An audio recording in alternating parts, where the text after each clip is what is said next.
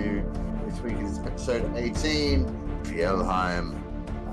Our friends will be learning what that means very, very soon. I'd like to say a big thank you to Isaac for being in chat. Good to see you, buddy. It was a fun game on Monday. I did have fun. Hey? I did have fun. Yeah. Oh, it was good. Playing with Isaac on Monday. Yeah. Heck yeah. It's a little campaign that Jeff's running in the background there. A little bit of homebrew stuff in a world full of cowboys and dinosaurs. It's a lot of fun and interesting. He's running that for Fizz and Isaac and myself. It's D&D versus the green deck. All right. Yeah, basically. Green red, you got to get the full experience. Yeah, fair. Oh god, shit's gonna start catching on fire spontaneously soon, isn't it? The way you guys are going in that campaign though, you're going to end up facing a white deck, if you know what I mean. Oh, of course, that's fine. It's all good. Like we face the white deck every time we play with you. Yeah. Also, just like I didn't mention the fact that the ones causing things to spontaneously catch on fire would probably be us. Yeah, that's right, folks. We're playing an evil party. It's a bit of fun. I'm playing a grunt. I'll let you imagine how that might play out. Grung slave us, so feel free to send your judgment. I was trying not to tell them that. It's not my fault. That's what they do. Well, it's complicated. Grung and the way they view other species is complicated, and then he's like best friends with a dark elf noble. So it's like he's kind of backstory kind of develops naturally, and these were all randomly rolled characters. And I point out, like I did not choose this. It's a little cringy at times. Yeah, sometimes it's a bit much, but I'm sure that they will die horribly at the hands of some mighty heroes, and then we'll play someone better at some point. Luckily, though, we've got a slightly skilled GM tonight. Stop it. Speaking of tonight, yes, and also speaking of mighty heroes, so there have been some developments, because the mighty heroes on the other side of the planet. No, I'm kidding. You guys fought a forest mimic last week. How was that? Strange. having being attacked from every fucking tree in the place. Yep. It felt like being in a big mouth. Well, you kind of were. Yeah, it was fun. See, like I've enjoyed playing with mimics in the past. They're always fun creatures to use. I'm actually surprised I didn't die, because I died to mimics all the time. Yeah, I know you usually do. I think. Oh, that's also probably why Taiji's so hurt, because Jason just died to mimics. it's your kryptonite, bro. I love it. But I remember I was reading through like the expanded monsters thing we've got here. It's got like the open 5e or whatever it is, and they've got like a cave mimic in there, and I was like, well, that's really cool. And so then for this one, I thought you might have made it to the village. Well, I was planning for you to make it to the stronghold rather. And I was going to have one of the houses be a house mimic, and so I homebrewed it in about fucking 20 minutes. But then I was like too tired to actually get you up to the stronghold, so I just like switched it to a forest mimic at the last minute. Based off the idea of like the cabin mimic. And I've also seen stories about like a tavern mimic as well, complete with a tavern keeper that the mimic is pretending to be. What would have been great is if you did the house mimic, but the mimic had a quirk where every time it formed the house, inside it would make a figure of a man with a cane who just gave brutal, cutting, sarcastic answers to everyone. That would be hilarious. I don't get the reference, but it would be hilarious. It's a house mimic with a house. Oh, yeah, of course. A house mimic with a house. Yep, I got it. Good old Doc House. I just finished watching that last week, actually, like the last... Good show. Yeah, great. Absolutely great show. And Hugh Laurie is probably one of the best actors on the planet. And if you want to learn about medicine, then Don't that watch is House. the show you need. Yeah, that is the show you need to erase. But if you want a cool story with some cool characters and some good acting, then it's a good show. And some hilarious clapbacks. Anyway, back to the mimics. Yeah, the plan with the house mimic actually was because like it was gonna be a potentially inside-outside battle, because it was gonna be like a you know, you wouldn't all necessarily be inside the house, right? Some of you might be outside, so it was gonna be like a little bit complicated as to how I was gonna work it, but you know, it was gonna be in effect a gargantuan token on the outside map. But then you guys would be your size inside it with another map as well, whoever was in there, having to fight it from the inside. That's why we didn't end up doing that, because it would have been too much map switching, and I didn't have time to organize it properly. But anyway, that was last week. We are here this week. You guys have survived the fight with Forest Mimic, just barely in some cases. And Eric, your giant friend, has assured you that you're not far from the stronghold now, and you should make it a little after nightfall. So you guys are free to do whatever you would like. Let's just give you a little bit of a... this one, I don't think we need to go back to the battle map we were on before. I think we could enter with Kadam saying, "Don't worry, my robot friend. I'm sure you can hold strong until the stronghold."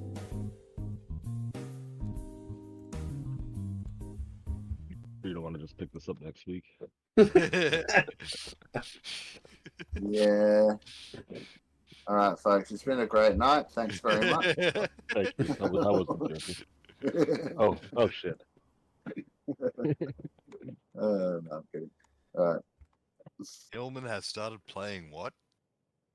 What? I'm not playing anything. I'm playing. I thought VTT. I'm playing Dungeons and Dragons with you guys. What are you on Good, about? good. Okay. Okay, that's what we'll tell everyone. Just trying to pick the right day there, so that's all. Anyway, yeah. So what do you guys want to do? You're suggesting to Taiji push on or something? Taiji will be just Yang will be like, excuse me guys, can we just take 10 minutes before we head off, please? I'd like to refresh myself, and possibly some of our party members might need a bit of refreshing as well.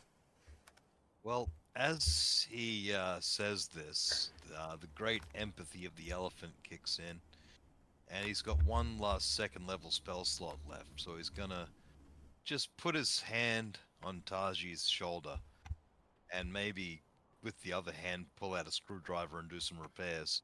And 2d8 plus 3 healing. If Perfect for a forge cleric too. What I want to know is where the fuck did he get a screwdriver from? from this guy in a blue box, we'll talk. Yeah. No, makes sense. I remember that. Thank you very much for that. But if we could still take that 10 minutes. Of course, my friend. I'm just making sure you last 10 more minutes. So I'll kneel down and just pull out my talisman and do some praying. And then I'm going to cast my Prayer of Healing,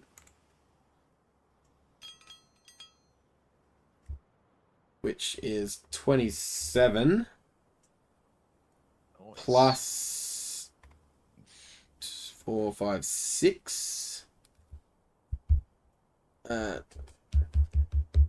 that's 33 points of healing to... Right. Roll me a D100. Yeah.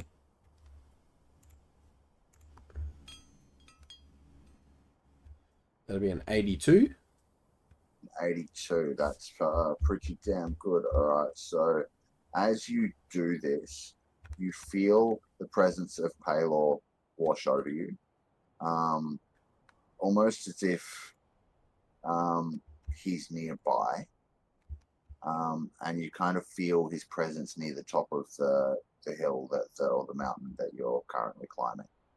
And with that, your heal is going to do half as much again. So it's what, that'd be another 15 plus another, we'll round it up to 17. So it's going to do 50 hit points in total healing to every target you select. So whoever 5 more characters that I can see need healing. So whoever needs the most healing out of 5 more of yous can get 50 more as well. I don't need the most, but 50 would bring me up to max. Yeah, well, I don't think I can do it up to 5 characters. So there's only, I think the elephants were all good. I think the giant They're fine. was good. Eric's fine. Yep. Robar's fine. San is set 50. Would put San at full health. Yeah. So that's him and Yahsob. That leaves you what? 3 more. So you know, Fizz, Ralph? Bucket, Ralph and Bucket. Do they need any? You're muted, Fizz. Muted. So let's just assume.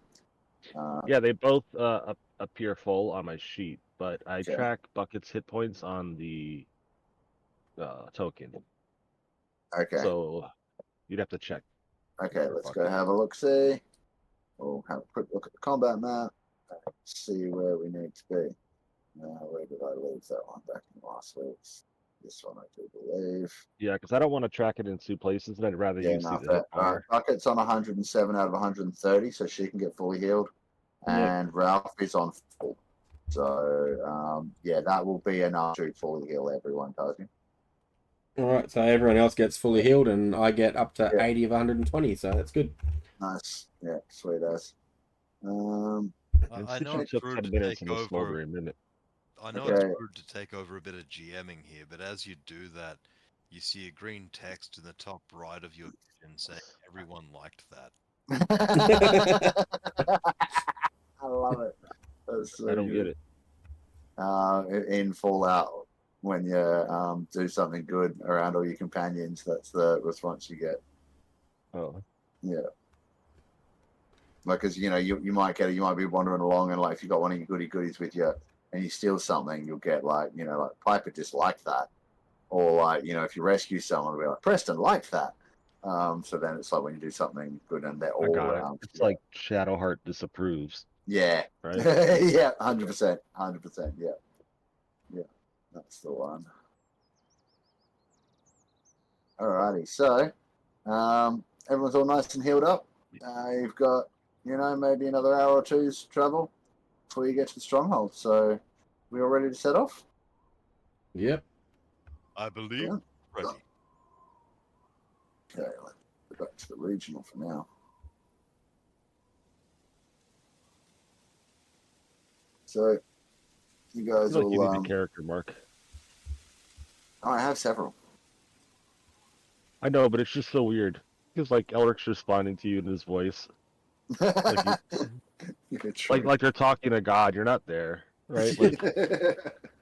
Like like my character. I'm like, wow, these fucking guys. I mean, like, just because you can't see Akak doesn't mean he's not there. Akak moves in mysterious ways. He's probably flying overhead in dragon form or something. Or he's just like invisible because he can be endlessly invisible because he's a god. He's asleep in the godlike. He told us he's not a god, he's only godlike. Was he telling you the truth? You can't trust a god. Right. So anyway, yeah, you're moving. The path kind of winds around the hill rather than going straight up. So it's not steep. It's not hard to traverse. It just takes a little while. But you notice as you're getting closer to the top that this hill / mountain that you're traversing actually has like a triple peak. And the path that you're following up seems to wind up towards, you know, like as if it's going to go in between two of them as it reaches the top, and then the third one behind it is slightly taller again. The shorter two at the front, you can see looming as you approach a massive double gate, a stone wall double gate that seals off what seems to be this little depression in the top. Like there's a little mini valley in between these 3 peaks, and that's where the stronghold is. And this gate seals off the way in. It's fucking huge, like the scale of which is beyond anything any of you have likely ever seen before in your life. Like, you know how like you see, like you picture a medieval castle or like those big, double gate kind of things you get, and how big they are to a human. These gates are like that to a giant. Like massive walls are the same. Yeah. You can see braziers burning along the top, but you're still a distance out. Yeah, but you see that. Well, I can only imagine the doors being that much taller because people would bring in like trebuchets and just Trojan horses, and you get. I'm curious, do these guys have trebuchets that could reach the Lich? I mean, maybe you can ask them. There's probably an explanation for why they're so big. Certainly. Actually, roll history. Roll me a history check. Let's see if Bruno knows anything about giants and their weapons of war. 15. 15. All right, pretty decent. You would know that the giants used to fight a lot, like hundreds of years ago. More so with each other than with anyone else. There would be collateral damage, of course. They have, in maybe the last 100 years or so, formed a fairly stable accord due to the fact that they actually share a single homeland. And they've managed to find that common ground. But before that happened, they would indeed use siege weaponry against each other, and some fantastical stuff too. Like the cloud giants live up in floating cities, so the hill giants and maybe like the frost giants and the stone giants might band together and figure out a way to make their trebuchets float so they could get up there. Like there's all sorts of weird and wacky stuff. You've never seen any of this siege weaponry because it was shut. They stopped using it long before you were even born. But yeah, it definitely existed once upon a time. That's awesome. Love it. I'd ask Eric if that's where we're going. Yes, absolutely. That's Fjellheim, my friend. It's the home of all giants, actually. I was expecting a village. Yes, well, you see, we like to keep to ourselves for the most part, so it's not really common for us to openly discuss what our home is actually like, you understand, until we know we can trust someone. I figured the journey here would be enough to determine whether or not we can trust you. Wasn't expecting the forest to try and eat us on the way. I was just hoping for some conversation. But yes, we're approaching, and this is Fjellheim. This is our mountain home, as you would say it in common. Well, I look forward to it. Yes, these giants very upstanding. Oh, well, thank you, my friends.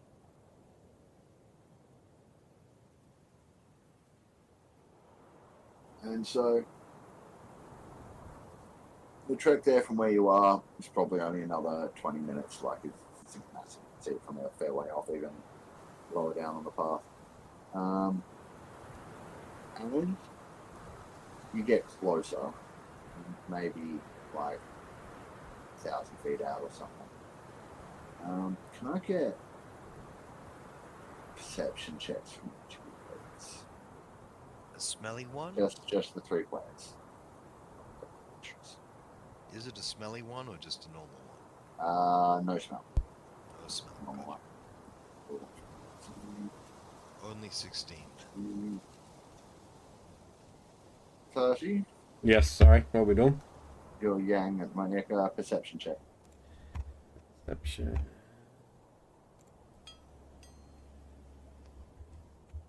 26. Wow. yeah, all of you will pick up Fucking on plus this. 10. Yeah, Jesus. Sorry. As you're getting closer, you notice that Eric's brow is kind of slightly furrowed. It wasn't before. Like it seems it's as though he's noticed something that might be slightly concerning. But he hasn't said anything. He's still just heading forward towards the gates. What's the matter? I'm just gonna are you all right there? You look a bit concerned. Is there something we should know about? He'll look between Ralph and Yang, who both express concern, and as far as brow a little more, he's like, "It's too quiet. I can normally hear chatter from the gods from here." He sort of like tries to look into the distance a little bit, but doesn't seem to be able to make anything out. So just be wary as we approach. No, that's good. No. The dumb will approach warily. Mm-hmm. Yahsob will approach Yahsob. Yahsobly. Which is the complete opposite of warily, I might add.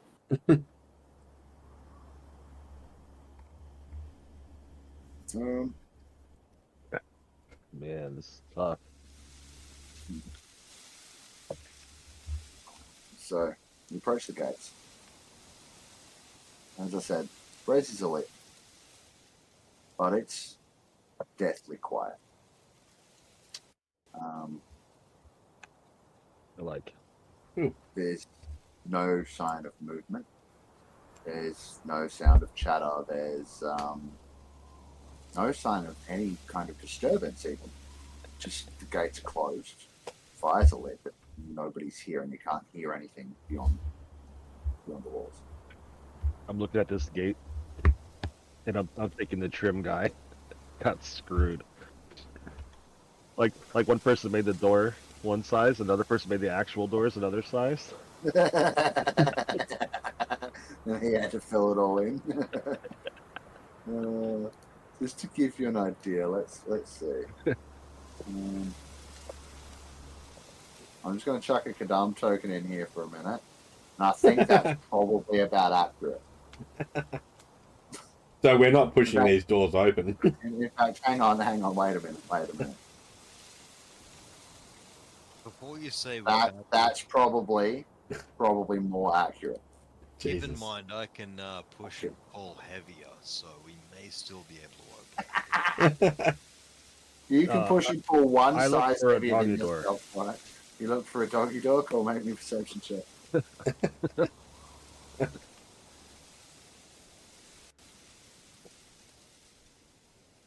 Jesus, that's a good You roll. look around pretty thoroughly. No doggy doors.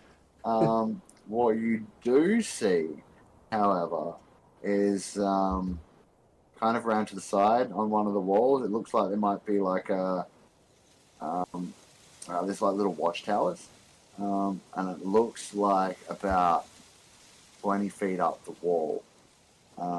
There's some kind of porthole, like it's perhaps used to expel things from the tower.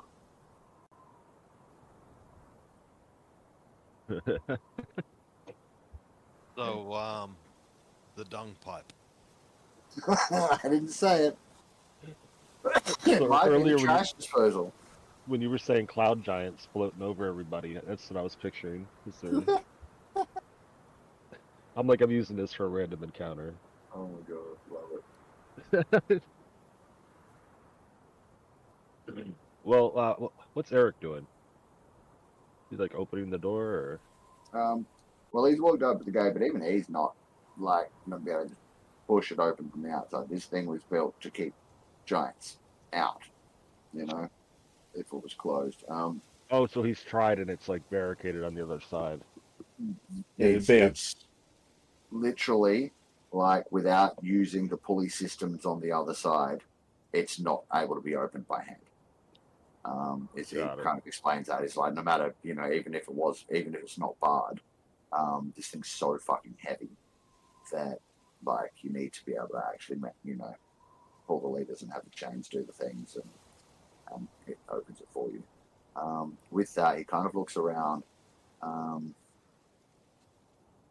frowns, and he calls out, it's like, "Hello? Is anyone there? It's Eric. Let me in. I found friends." And he waits for a moment, and the night air is still, and there's no response. The flames just flicker, casting a dull orange light across the gates and all of you. And with that, he sighs, and then points across in the opposite direction to where you saw the tower with the projector hole. And he points up to the battlements and shows you that in one of the what are the things called? The battlement jigsaw-looking top bits, ramparts. Is that it? I don't know. Yeah. Anyway, he points at one of those, and it's like, most of these are rounded off, but that one, Ventilation. it's got a square edge on the inside. If one of you has a grappling hook and enough rope, I could help you get it up there, and then climb maybe one. And Just get a to the passing thought. What if I were to blow this whistle and fly up there? You can, well, And he has cord on his side. And I have cord on my side. Then he can drop down to us. so you'll be able to throw rope down for everybody else when you get up there. Excellent. Yeah. And he has that rope that like grows, right? Well, if you can fly, and you're small, but you look strong enough, and you can probably manage the lever. So, well, off you go then. It's just on the other side of the gate. There's a small, like, ground level internal watch house.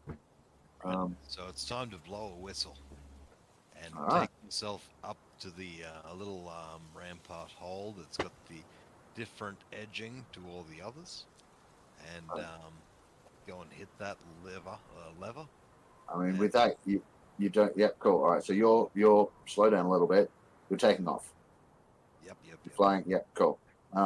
As you fly off, Eric's kind of just smirk and be like, "I wonder if he's going to come back when he realizes I didn't tell him how the lever works." But so you fly on up to the battlement. You probably didn't need to go up to that part because like that was just a good part for a grappling hook. And you can fly. But still, you're up there. And looking over the edge, you can see nobody. The whole front gate area is abandoned. You can see that it doesn't. Eric, your friends don't seem to be home. That's why we need to get in and see what happened. Then I'll definitely go to open this gate. So how does this lever work? Okay, well, You don't know. I'll let me finish describing what you can see. So you can see from where you are, the ramparts go along the walls. There's no lever up where you are. There are placements for, archers and more like stone throwers. You can see a few piles of stones and stuff, and it's strange. Like you can see all the what you would expect on battlements, like the piles of weapons and ammunition and stuff ready to go, but no soldiers, and primary weapons seem to be missing. Like there's no dropped axes or bows and stuff on the ground. Like the arrow buckets are there, but the bows aren't. Right. That's a pretty big And now, down at ground level, again you see no people. You do see a small, and when I say small to you, it's huge. It's like a two-story building. but you see much smaller than the gate, like squat building next to the gate, and you can assume that might be the building that Eric was talking about. But you realize now that you took off before you listened to any instructions he may have had about the lever itself. Can you make me a perception check while you're up there, please? Okay. This is nothing to do with smell either. 14. Actually, give me the advantage roll as well. The advantage rolls 18. Okay. All right. So with the 14, you do notice it's a little tough because you're high up and it's dark, and you're really high up. You sort of just notice with the firelight and your own vision, footprints, giant-sized, quite a few of them heading away from the gate inside, like into the city, into the stronghold. That's messed up if you can smell that. No, that's what he can see. With the They got some pretty smelly feet. That's what he can see with the 14. With the 18, you get the faintest whiff of. You find it hard to you've smelled this before. It's not a pleasant smell, but you can't quite place it right now. It's a bit something. It's your trunks don't like. Oh dear. So there's a horror here. Righty, so let's look at how this gate opens.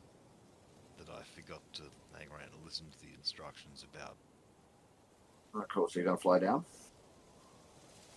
Well, first I'll look at how any gate mechanism I can find and see if I can work it out with it before I fly down. Well, it's you can't see a gate mechanism. All you can see is the squat building that Eric mentioned. But you imagine that there's an open side. Okay, so I'll fly down and say, so, how we open gate? Okay, and your voice kind of trails off as you pass down the other side of the gate. So while this is all going on, guys, what are you guys doing up front? Waiting on Elric? I mean, I'll be off to one side, keeping an eye out behind us. Mm-hmm. I'm just staying away from that hole that's 20 foot up. Yep, fair. Eric is kind of pacing in front of the gate, a little bit nervously. You can see this is also putting Topher and Grace a little bit on edge. I'm gonna pace with him. Yeah. And kind of like get in his way a little bit. Almost like a dog that's wanting your attention as you're walking down a hallway. Just take his mind off it a little. Okay. Yeah. And I think every time he nearly steps on you, he's like, "Oh, no, sorry, look out! Watch where you're going, little one." That kind of thing. And it would, I think he seems like slightly frustrated, but not in an angry way. It's like, and it is kind of, it seems to have the desired effect. He's more worried about not stepping on you and his pacing now, at least for the moment. All right, so Kedam Yahsob, Yes, you make it down to the building. The door here is open and it's like 20 feet tall, this doorway. So you're walking through under the halfway mark, or you can fly through or whatever. You come into the room, and it's really a simple affair. Stone table. There's some some parchment scrolls and looks like records and log books and stuff like that. A couple of chairs. All of this furniture is like massive to you. Everything you're seeing is just made for giants. And you do see beside the desk is a lever that's sort of built into the ground. You can see that the lever actually goes into the stonework. And there's like a slot in the stone that it's embedded in, you can see that it would need to be pulled from the position it's in now, about a foot across the ground. Actually 5 feet across the ground, so not a foot, that would be a little bit normal one. And so the lever itself is about as big as you are. That should be easy to push then. You can give it a go. Okay. Athletics, I'm guessing? Yeah, absolutely. Only a 16. Okay, so 16, you feel it like it's starting to budge, but sort of like you feel the stone starting to grind some, but not quite enough. You feel like it's perhaps a little bit stubborn. If it couldn't possibly be that you're not strong enough to do this. It's just being stubborn right now. Would you like to try again? Can I, as I try again, push to the left a bit while I push it up? Sure.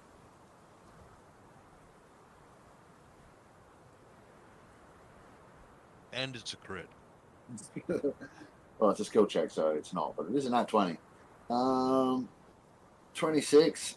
Yeah, it seems like not only did moving it to that side ease up the grinding a little bit, you just had this sudden burst of adrenaline, and you just like it shifts across. You almost lose your balance as it does, like it goes much quicker than you're anticipating once you get it loosened. But you're fine, and the gates begin to slow. Like you guys hear the and the chain start to as the cranks start to turn, and the gates slowly start to open up. And they will open fully with that. Allow you guys entry into Fjellheim. Well, yeah, let's go. Sweet. So, as you walk through, the entryway is a fairly simple affair. It's light, it's massive, like, they need room to bring, goods and livestock and things like that through. And so, from here, it sort of winds up a path for a while, and you can see ahead a cluster of tall for you guys, but squat, square stone buildings. There's some light flickering from up there as well, but again, the place is eerily still and deathly quiet.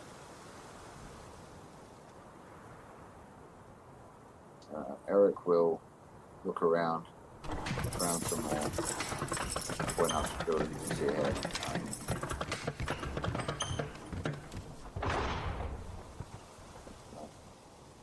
The Cobb staff knows ahead. Where most people gather. Going to find anyone, they'll be there. Where's the plane? Towards the buildings, you notice up ahead. The light, bit of firelight. Yeah, I thought he was pointing to one specifically. Yeah, no, this is just to the cluster. Any of you actually speak giant? Doubt it. Pretty sure I don't. I have the dwarf language that I could read. Giant. Okay, yeah. Yeah, so. Which is interesting in itself. In that case, I would say that you see maybe a signpost nearby that has that points towards those buildings, and it has the giant word, but close enough to all its translation you can figure out is market or marketplace. Yeah, I was just about to say it shares the same characters. It doesn't mean Yeah. it's the same language. Well, Yeah. it seems to indicate that that group of buildings might be the marketplace or town square or something like that.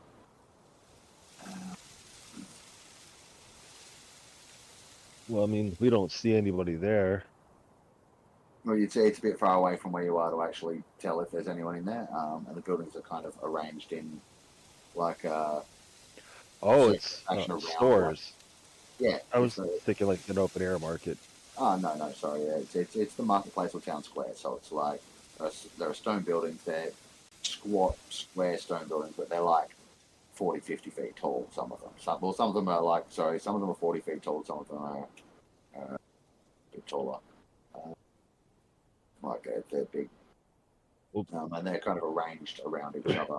And then, Eric, why don't you go run around and see if you can find anybody? Because he knows the place, right? He probably move faster than us. Yep, sure. He'll look around somewhat nervously and just sort of like nod and well, I have to go through there to get to anywhere else. So yes. Well, I'll walk with him there. I didn't realize it. Yeah, kind of the path leads up to that. You can see that then leads up to another plateau in this. It seems like there's several layered plateaus that have been carved out of this valley. You're beginning to think that perhaps this triple peaked valley thing is not natural. It might be remnants of hundreds of years of work by the giants themselves. And yeah, so the path leads up. It sort of leads upwards a little bit up onto that plateau, and you can kind of a bit dark. So you probably wouldn't be able to see that part, but he'll explain that like from that plateau it branches out to the other areas of the settlement, to the residential district and the farmsteads, down into the inner stronghold, and then up the summit trail to the what's it called? The Jotunheimer Lios, roughly translates to home beacon, and also the altar of dawn, at the peak of the temple, the peak of the mountain rather. And so yeah, he says from the market though, if you head there together, he can head off and check the different places, and you should be able to make yourself comfortable there at least.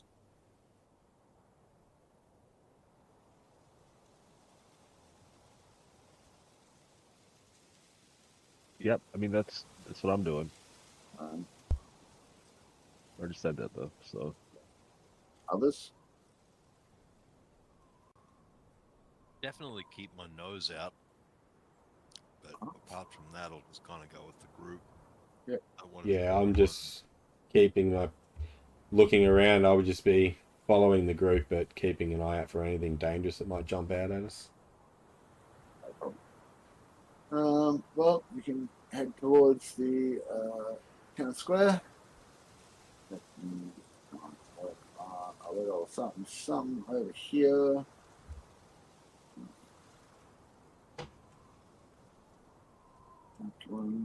Just make sure it's all set up. try to slow the pace so Eric kind of goes ahead of us a little bit and whisper to these guys. I hope it's a surprise party. How far ahead do you want to let him get? Just, I mean, I don't even know that I have to with the height of him. I just want to be able to whisper to them is all. Yep, fair. And honestly, it's you know what killed all of the giants? Like, where the fuck are all the giants? Good. Alright. Yeah. By this point, as you're walking up the path, are you actually saying that? Up to these guys? Yeah, cool. Yeah. I'll let these guys walk. Yes, it's quite concerning. Yes, they're generally much louder.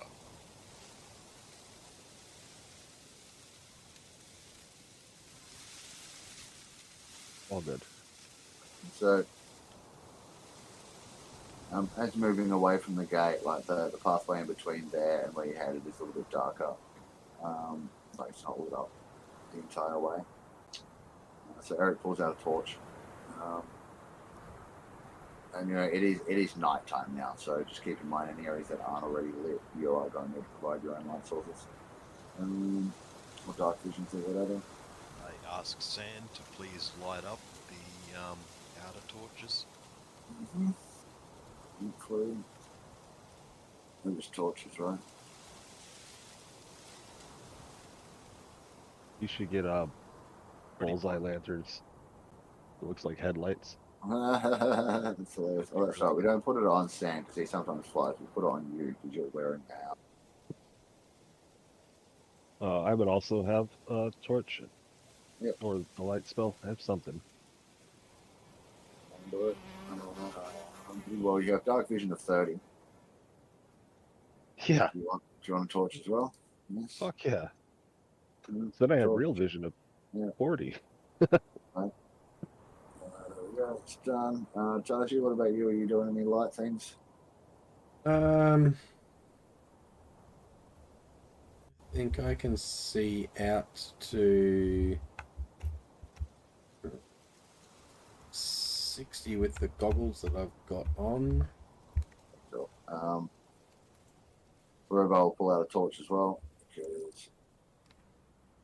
because apparently dark bears don't have dark vision.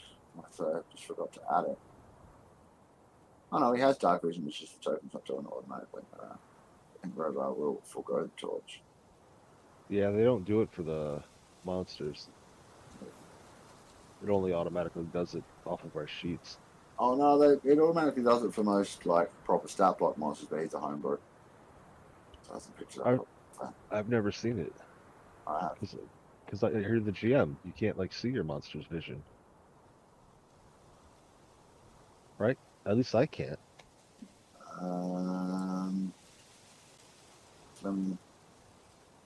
You have to show me later. Yeah, I'm just gonna check something.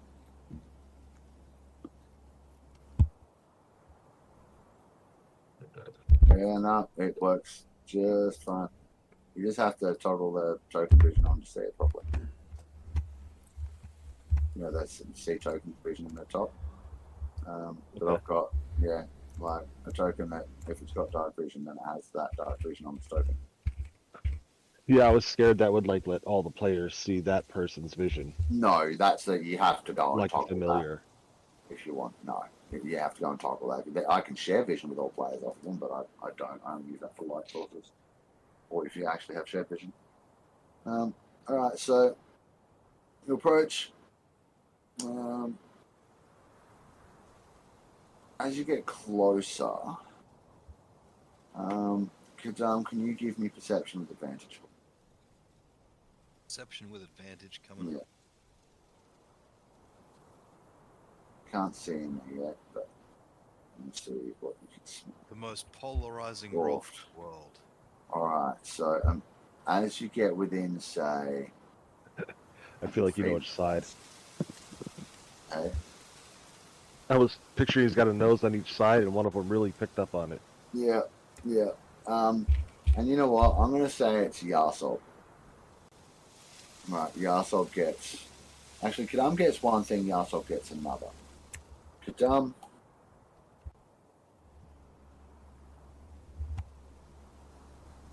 You were... When you smelled the familiar thing before, you and Yahsob were both smelling something familiar, but it was a different thing.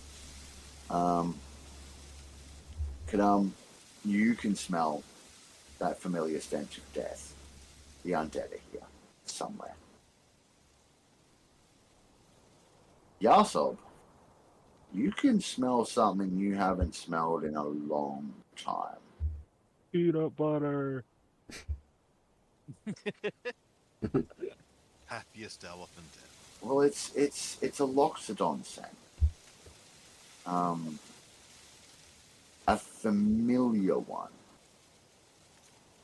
It's you're unsure if you should believe it or not.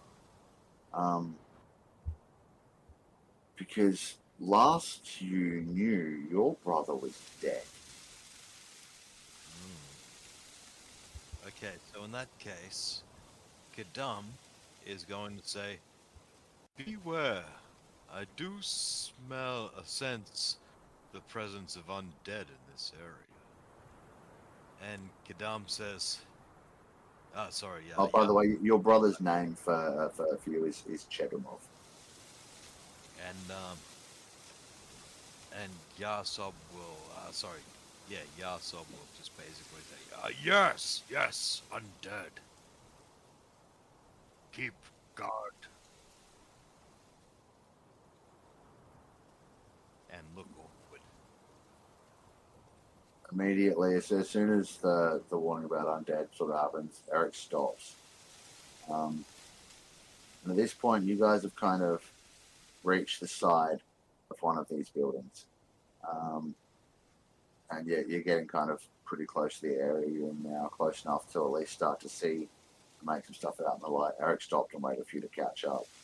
And I'm going to bring you into another map here. We'll put you alongside one of the buildings with like mountainside on your right hand side, building to your left. And ahead of you, you can all see into what appears to be the smithy. It's still lit up by the forge light. Now, can you all see up in there into that building up to the north? Yep. Yeah. Can you see? Yep. All right. So you see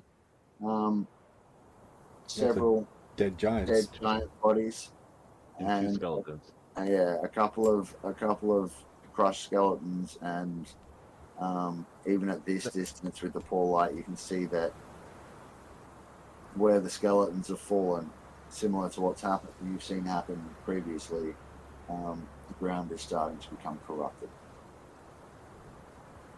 I'm going to get you all to come into initiative order for now. It's not saying that there's a fight. I'm just saying, I want you to. Might want to clear it. Yeah. Does that Maybe. mean I I don't know. don't get advantage? Hey? Does that mean I don't get advantage? Why wouldn't you get advantage? It's a barbarian thing, and it's like, let's see now. Let's just, yeah, okay. Well, just, it doesn't matter much. No, don't just fob it off, right? What is it? Okay.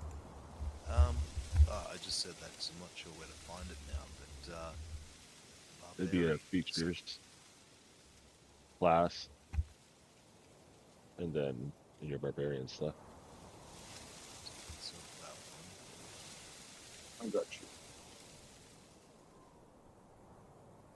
Oh no, there's no conditions. You have advantage on initiative rolls. Yeah. Also, Yeah. if you're surprised at the beginning of combat, that's a so yeah. Okay. I just thought it might be a not always if it's in combat, combat only thing. But Yeah. let's just roll an initiative and see how. Wow. Okay. Alright, Yang's at 19. So we're using Yang. I have Yang on the board, so that's good. I've got Ralph, we've got Dumb. I'll add other creatures and sidekicks. Creatures. And the mammoths. I should have mentioned, I forgot to, that Eric tied them up at the gate. He didn't want to bring them in without knowing what was up. How does Elric's characters feel about that?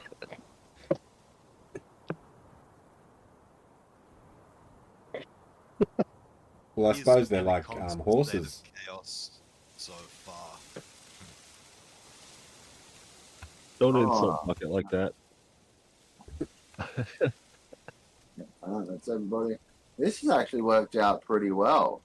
Yang then Robar, which Jason's controlling. Bucket then Ralph. So you can move with Bucket and then have Ralph in position. Then Kadam, then Sam. Who haven't I must have forgotten Eric. I'm just checking him out. Okay, Eric in between Yang and Robar, but Eric and Yang both got 19. So they can like simultaneously act. Also need to top Robar up to full health. Question about the skeletons up top. Are they giant skeletons? No, they're one of them is average humanoid size, and the other one appears to be large-ish, Okay. like maybe ogre or minotaur size type deal. But it's not moving; it's been crushed. It's into component parts.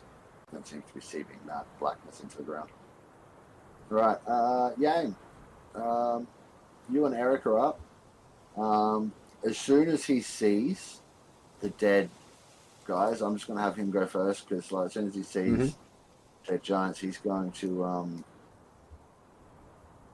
scream, and he's reverted to giant. So, unless you understand giant, all you're really going to understand is the three names he calls out: Sven, Freda, and Jared. And he moves his full speed and dashes, runs straight over and through this stuff, and goes to his friend. I'm going to have him do a thing. Cool. As he passes through that stuff, you can see the oils and the blackness start to sort of like try and whip up tendrils at him, and they seem like they're about to try and either drain something from him or try and wrap around his ankle, and he just like bulldozes his way through it with brute force. It seems to be okay.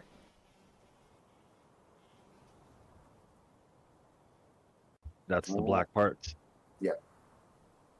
I was gonna say, as he's like going to run off, I was gonna say, "Hey, pick me up and take me with you," because I know that he can run further than I can. Yep.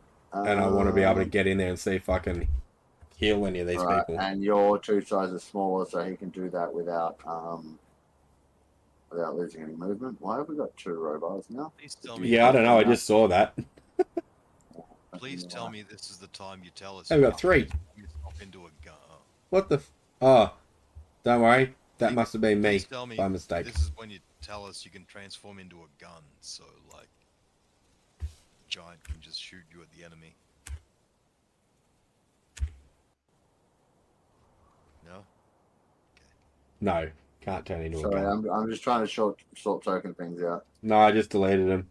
I was looking at my character sheet and I was pressing the plus sign trying to bring up the Yeah, that's not what I'm trying to sort out. Okay. You guys have got hit point mission. There you go. Sorted. Alright. So yeah, he'll take you, and why you're showing as grapple or something? Yeah, take that off. Yeah, it would have been. Although technically you are. That's like he carries you over with him, and then puts you down there at the feet of his friend. Yep. There. I'm gonna need a Constitution saving throw from you as he puts you down right into the black stuff. 23. Yeah, cool. So you can feel it trying to grasp at you, and you can feel it's trying to sap you of your strength. But you shrug it off. Nothing happens. But you feel like you probably shouldn't stand around in the darkest of the black stuff. So see how the black stuff's got like a dark patch and then a lighter patch around the outside? Yep. Just from being in it, you can feel that the lighter stuff around the outside doesn't really have that much of an effect unless you stand in it for unless you would stand in it for a while. But the black stuff seems noxious, like you don't want to touch it. Yep. Like that's what's doing that. That's reaching out and trying to sap you is the darker stuff. The other stuff is kind of just trying to creep out across the ground, but isn't really having much of an effect on you. All right, so you're here. What would you like to do? So I'm going to step forward Mm-hmm. and I suppose 10 feet to here and then see if this person's alive. Did he just fall off his shoulder? No, he put me down. Yeah, Eric put me down. Yeah, my bad. That's why he had to roll the yeah, go ahead and make me a medicine check. This will be your action to look him over. Yeah. Yeah. That'd be an 8. Well, they're not breathing, and there's blood everywhere.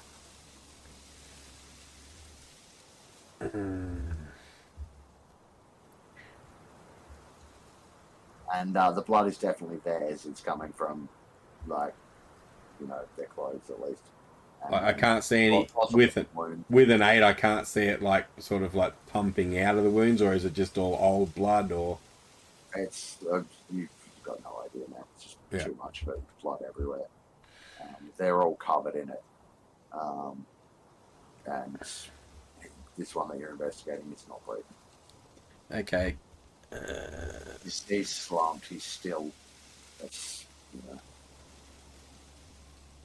I mean, if there's blood pumping out, it sounds fresh.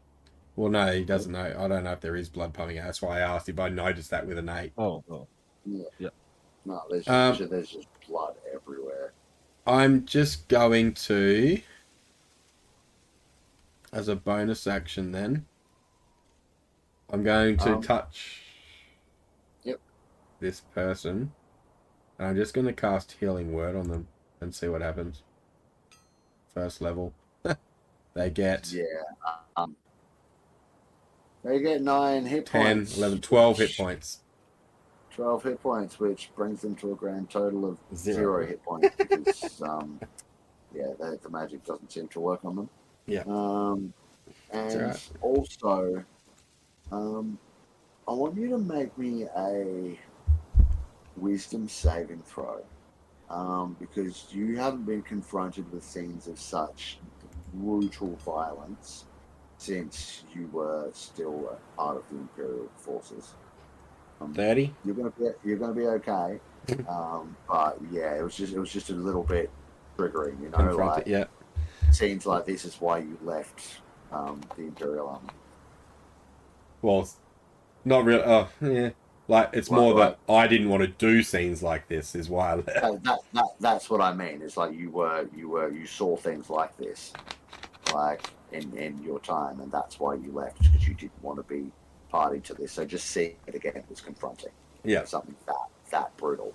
But whatever did this is at least as brutal as what you were trying to get away from. Mm-hmm. That's it then. That's my bonus action and action, and All right, Robar. Now he's gonna be just so you know, he's gonna be hesitant. He's young. He's never seen anything like this. Like, you can still control what he does, but he's gonna be. I think, he's a brand new. he's gonna be scared. I think he would probably move up a little bit just so he's close to me, because I'm the one that's meant to be looking after him. But he'll stay in the light.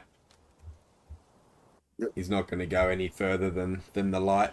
I think he will shakily ready his bow.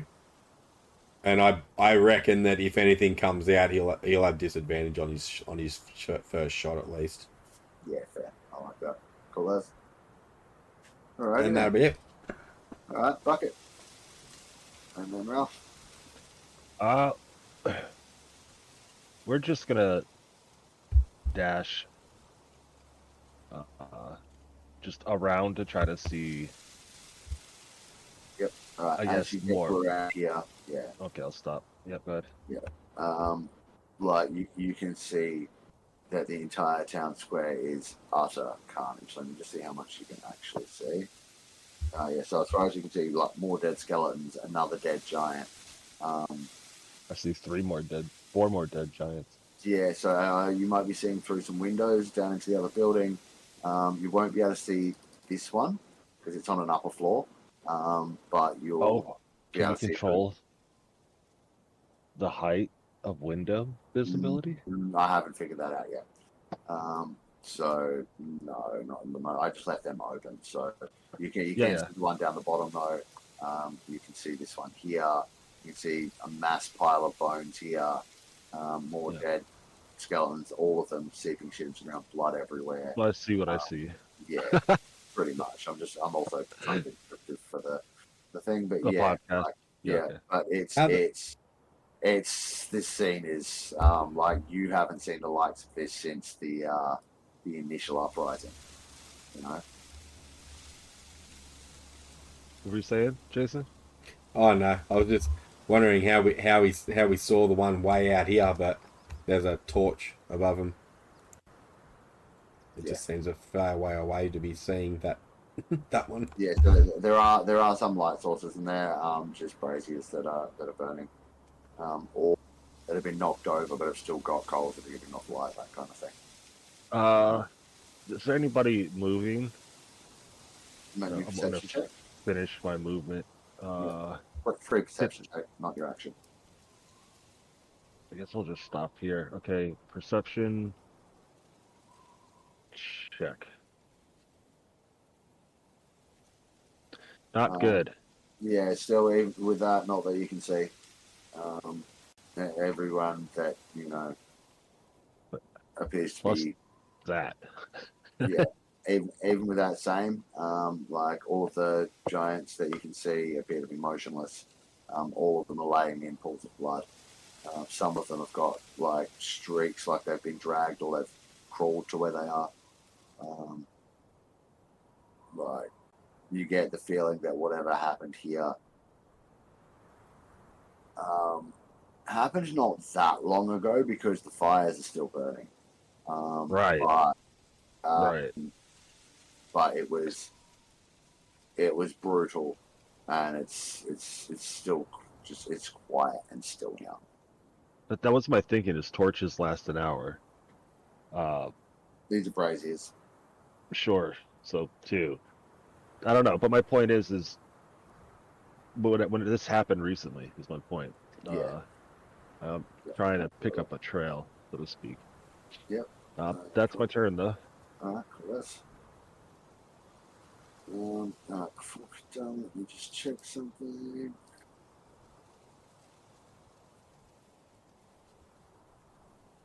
And I guess I would just mention that to you guys, like, stay alert. The fires are still burning.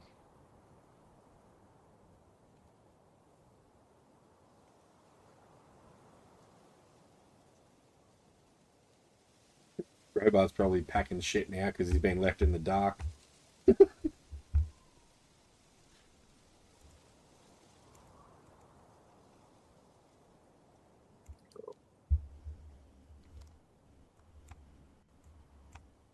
Alright, you're up, good. Okay, so I can only move 40 without. So I'm gonna head up here. Now, Is Sand on the howder? yes. Let's come. So he should be riding along with me. Now, I can't look at the bodies yet, but it would be Not closely, but you can see them. just have a look around and a sniff around and just generally look at the area and see if there's anything out of place apart from, the fact that everyone's dead. Alright, so specifically looking for something beyond just movement, that's going to be an action. Yes, that's what I thought. Because I gave you yours for free because you were looking for obvious movement, like that's just a glance. You rolled fairly well, 27. You have advantage, right? Because you're smelling as well. Yes. Do a crit fish. 27. It was actually 26, but Cool. Your head starts to spin for a moment as you're temporarily just kind of staggered by the sheer weight, smell of death in this place. You can also, this is Yahsob particularly, can quite clearly smell now the scent of your brother Chedemov. He's nearby, which is really strange because as far as you know, he's dead. He went on a hunting trip and never came back.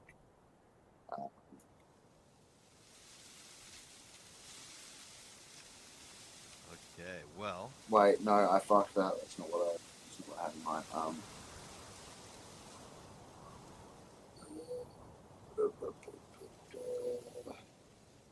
So yeah, I need to retcon what I said about you thinking him being dead. Last you heard, he was hunting. The reason why you're not so fond of the smell is that you guys didn't really get along. He was Dad's favourite, and always acted superior. That actually changes what I was going to say. Okay, cool. Yeah, sorry to do that to you. I got my fucking things mixed up. I'm working from, like, not a lot of notes. So this point, Kadam, I know this is not an action, but it leads on to the next person's turn anyway. We'll say, San, take to the sky and see what you find of interest around the area. And at that point, Yahsob says, if you see anything, stab it in guts with arrow. Hilarious. Otherwise, it was going to be, if you see anything, report back to me. But if I hate the guy, then stab it in guts with arrow.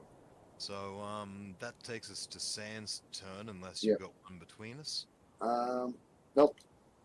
Now, I will point out it's very important on this map that you guys set your elevations. If you go up on the ground, I'll let you know. But like, if you're going to fly, definitely set your elevation how high you want to be, because it's going to affect what you can see. Oh, shizzle. Just making sure of another thing, too. Mm-hmm. Now, does San basically just get a free ride for 40 feet and deploy from there? Yeah, he's mounted on you. Same as what, like, but, he's technically dismounting. That's going to cost him half his movement now. Oh, okay. Yep. That's cool. Yeah. So, as he dismounts, he'll change his elevation to 30 feet, if I may. And he has dark vision of 60, I believe. Also, his hit points are only on 48, so I think they should be on. Healed. Yeah, he got 50, which put him to 98, and he's on 90. He got 90 max, so yeah. He is sorted now. Should be. Looks like it to me now. 90. Speed 30 feet. Yeah. So he can go up like you. Okay, and he should already be at elevation. Like he should start at elevation 8 because he's on top of you. Yeah. Right. Now his speed is 30. Is he dashing or is he just going up his movement speed? Oh, he's very dashing. Okay, so he's going to lose 15 feet of movement from dismounting because he's got 30 feet speed, right? So he can go up to 45 high if he dashes. Oh, sorry, 53 high if he dashes because he's got 8 feet elevation already. You know something? 53 sounds great. Okay, so he's going to go dashing up to his max height. And he's just going to look around. Yeah, he won't be able to make a perception check to use his action, but he will be able to see if he can see anything. All right, so from that, he can see that, let's see, so I'm going to say he can see down into this building to your left here, as the roof was thatch, and there's been holes fucking like crushed through it by rocks and other things. So you can kind of see what's going on down in there, and he gets a clearer picture of what's going on around. And he can maybe get an angle into this building over here. Now that he can see over the thing and see down into like through the doors and the broken stuff. So, and with that, he should actually now, if you click on his token, he will actually be able to see over the wall next to you, whereas you wouldn't have been able to before. I'm pretty sure. I'm not getting that. But he will call out, guys. You actually have to. Worse than I thought it was. Yeah, you actually have to like click and like have his token highlighted. I got you. You know, select him and you'll see what he sees. And then like select token vision. Yeah. In the top right. Oh yeah, top right. There's the little eyeball. And you control it up there. Make sure that one's red. It's not giving me that, but I'm getting the gist anyway. Yeah, sweet. All right. I can confidently end his turn. Yep. Yeah, you're up, and it's Eric at the same time, and he's almost openly sobbing. He sort of moves around to the other two. And I can have a check. He steps through the black shit again.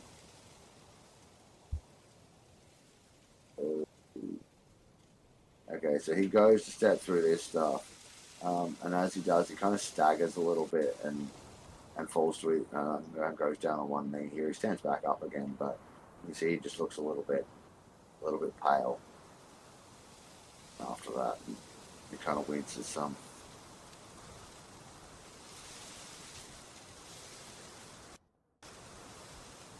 But again, he'll turn his attention to his other two friends, and he's just he doesn't know what to think or what to say. Seeing and I think he hasn't looked outside yet. He's too focused on this. He hasn't noticed the rest of the square. And yeah. So.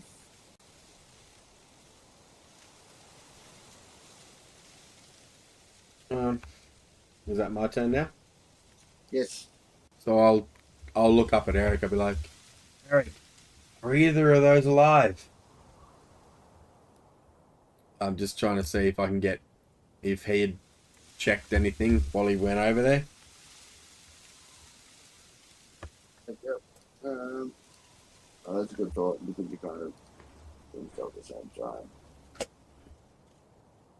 time. He looks back and forth between the two of them. I like you. Yeah. And just shakes his head. They're gone. I've known them since they were children.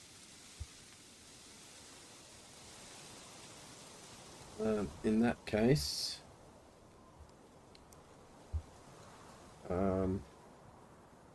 I will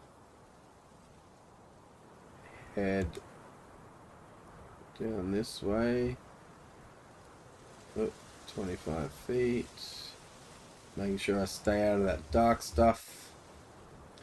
Yep. And then as an action, I'm going to head another 25 feet this way. See if I can. I'll end up checking on that one over there. Yeah, you're on your way to that. Cool. Yeah. No And problem. that's all he can do. All right. Well then, Roba. So Roba, seeing everyone moving up, will just come up his 30 feet. Sorry? I said, there's a nice rock here he can hide behind. Won't work. Sand can see him. Yeah. No, he's going to... Yeah, well, that's 30 feet, so he's going to get to the rock. Or probably... Yeah, he'll be able to get to that rock. And then, as an action, he is going to stealth. No problem.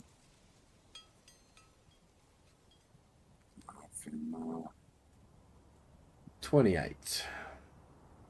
I didn't ask for a stealth check. Oh. It's just I'm gonna try this thing where I'll ask you to roll the check when it matters. Okay. For now, that way you just assume that you're doing your best to hide. Yep. Rather than like Fizz has been doing this in his games, and I think it works really well.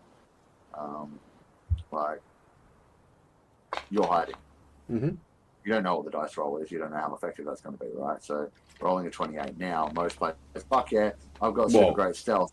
I'm hidden. It still might not be enough for whoever fucking looks at me. but I know, but you know, it has that effect of being like, I'm hidden. You can't see me. Yeah. Well, you're hidden. I can't see you, as far as you know.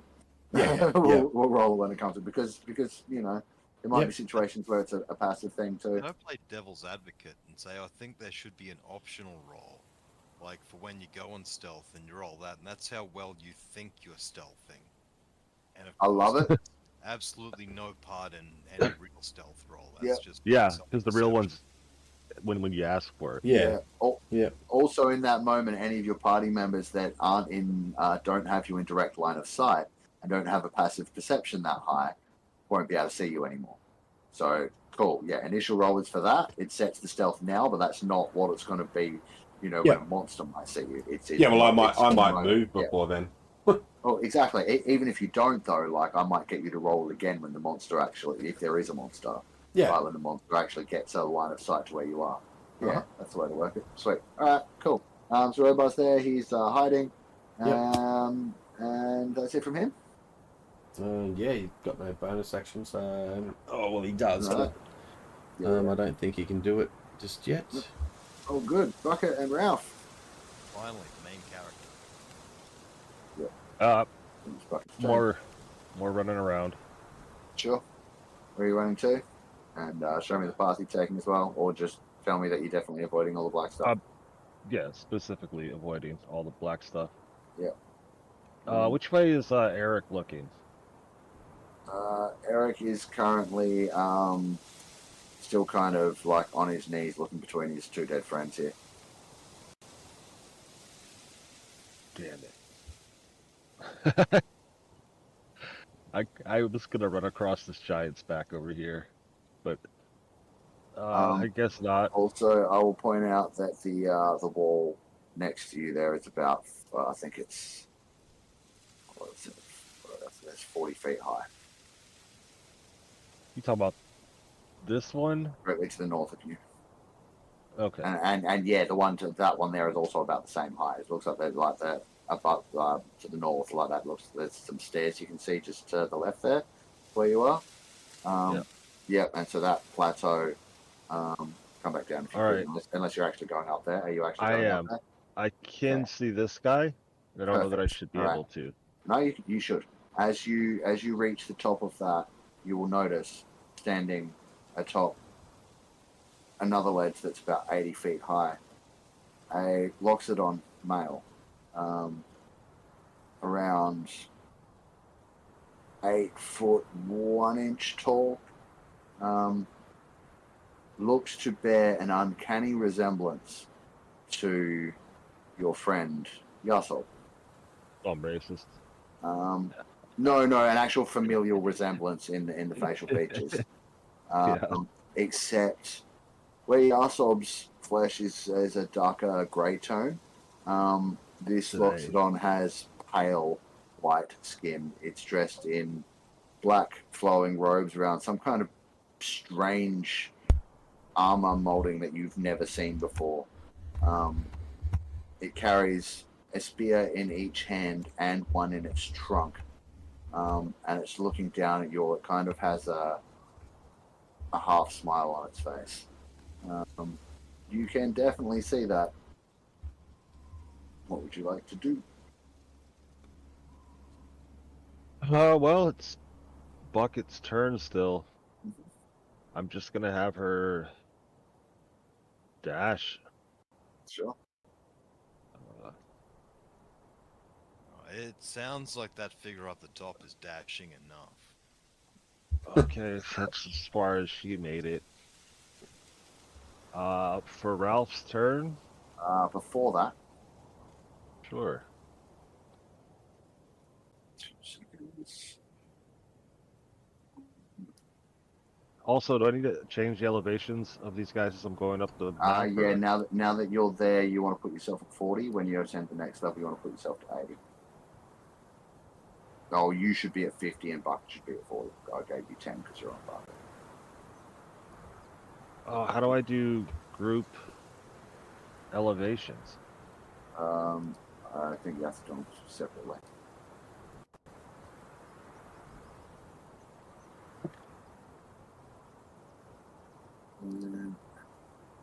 Oh, that's annoying. Well, I specifically, when Asmoria was building this, he built in a group changer. But clearly I didn't pay enough attention to know how it works. Alright, just before, as Bucket finishes moving and just before Ralph has a chance to act, you notice that his figure moves with blinding speed from where it was to now be standing at the top of the stairs. On a level. Unless it's right here, I can't see it. Alright, well then, no, you see it, could you see it when you were standing, like, could you see it before it moved? Uh, I'll put it back. you mean back when Could you see it I now? said, "Hey, I see a guy over there"? No, can you still see it now? No, I can't see it. Okay, cool. But it's I'll the let- same person that I was just looking at. Yeah. They just moved. So, Yeah. So, yeah. Rough turn. thanks. You might Yep. hear some movement. I'm just gonna hold my action to think dodge. You can dodge. Yep. Then, Yeah, and I'll say there's a little dead Loxodon up here. Undead, I guess. Undead. sweet. With that, it is his turn. Let's see.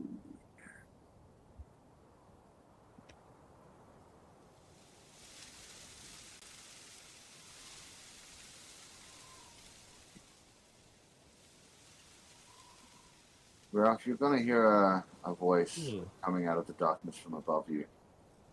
Okay. You're not the one I want. Sorry, voice in the darkness. Could you speak up, please? Oh, sorry. I'm trying to do a voice, but of course I have to fucking yell everything I say because my microphone's right over there and you can never hear me. Try again. You're not the one that I want. Go away. All right. And this is just flying above me You in can the hear darkness. it. Yeah, somewhere in the darkness above you. You mean higher up the cliff? Yeah. Okay.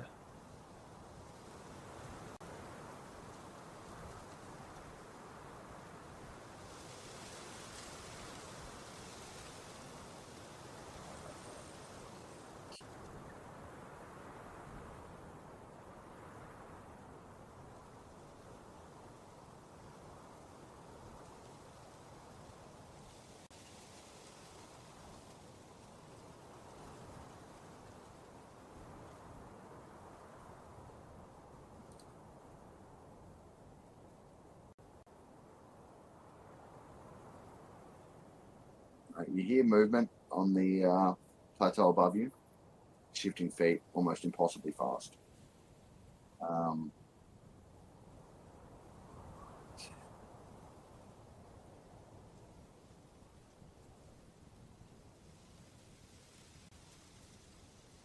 You hear the voice again, this time much closer, coming from just above you. Second thought. Maybe you will do. Yes. Yes, I think we can be friends, can't we? Can I get a wisdom saving throw, please? If you have any protections against charm, now would be the time to use them.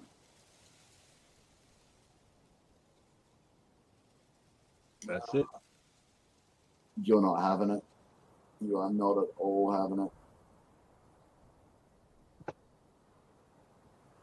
I feel like You I can should get feel- advantage on undead Loxodons, though. I mean, you didn't need it, but fair. So yeah, no, that doesn't work.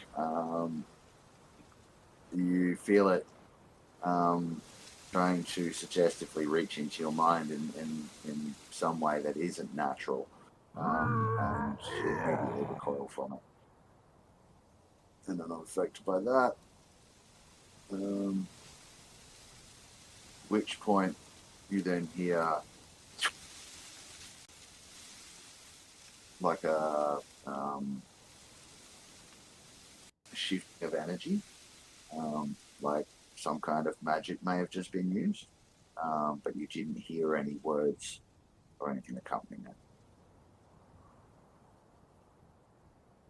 In addition to the charm thing? Yes. And then Kadar. Okay. Here comes Magic. who, as far as I'm aware, is oblivious apart from smelling the bastard. Ralph called out something about an undead Loxodon. Right. So I don't know if you would have heard from the. How loud were you about that, Ralph? Like, did you yell it, or did The you just kind of? intent was to tell them, Yeah. so So yeah, you would be aware of at least something going on up there. I'm Bobbing. gonna not sneak past, but Mhm. I'm just trying not to give away as cover as I move past him, and then kind of bolt down this way.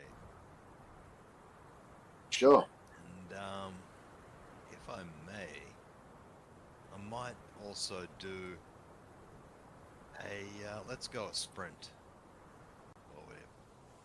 Dash. That's it. Dash. No problem. Dash.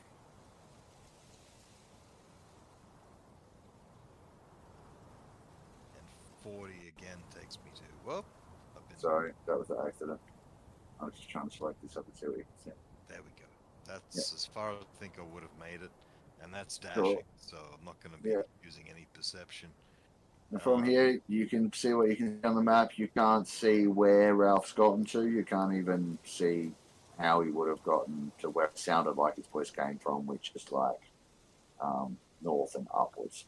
So there must be some way, over that ledge you see in front of you, or up or something. I can Well- see him. Yeah, that's because you're higher than he is. Okay. Like you can see over the edge, whereas he can't see up and over it. Galan doesn't fully understand why, but Yahsob is actually going to go into a rage. And Okay. move an extra 20 feet. Not a problem. Okay, getting to there. Again, get to the wall's a bit sort of blocked off and stuff there. You might want to head a bit more left. Yes. Well, I don't think know you that. might have, in your approach, been able to see just like maybe top of Ralph's head on the ridge above. You just got to find a way up. Gotcha. Well, I've already moved that way, so I Yeah. think that's for next turn. Sure. Sandstone. Sand. Oh, there he goes. And Okay, now Sand can see where Ralph is. But he can't see where the current trouble is. so he might dash, just so they'll be in shooting range a bit sooner. Sure. And he's staying at the same height. That's right. Yep. Obviously, he won't be affected by the stuff on the ground because he's not on the ground. That's what I thought. Yes. He's All right. around. Top of the round, what are we at? And we're back, folks, for the second half of tonight's episode of Worldrender. We left off in a bit of a interesting situation. The party has just reached the giant stronghold of Fjellheim with their new friend Eric the Giant, and they have discovered that it seems at least all the giants they've found so far have been killed, and there are also lots of dead, re-dead skeletons. Definitely some undead involvement, similar corruption of the ground that they've seen happening in the lowlands, and a strange pale Loxodon that's appeared at the top of the cliff and has so far been somewhat distant but taunting. Tried to use his silken words to get into Ralph's head to no avail. And we are coming back at the top of the round with Eric and Yang's turns. I think at this stage Eric's going to be sort of starting to gather himself a little bit and take more of a look around. He'll carefully step over his friend's body here, but as soon as he steps out to here and by the light sees another dead giant. And he heard Fizz call out, but no, sorry, Fizz. He heard Ralph call out, so he's stepping forward some more, sort of bit in that direction, looking around. He kind of still seems a bit overwhelmed. Sees two more of his dead friends. And just begins to openly weep. And look around for some kind of answer as to who might be responsible. And then remembering that he heard Ralph call out from up there, he turns back to his friends and says, if they're... No. Shit. If they've already reached the summit, we can't let them. And he's then going to dash up in this direction. 30. There. That will be his turn. Gang, you're up. Oh, when he gets to here, his light doesn't quite work. I'm just going to move over here and check. Can I check and see if this person's alive? You certainly can. I'm also going to need oh no, that's still the lightest. Oh, that's borderline. I'm going to need a con save, but you can have advantage. Okay. Con save with advantage.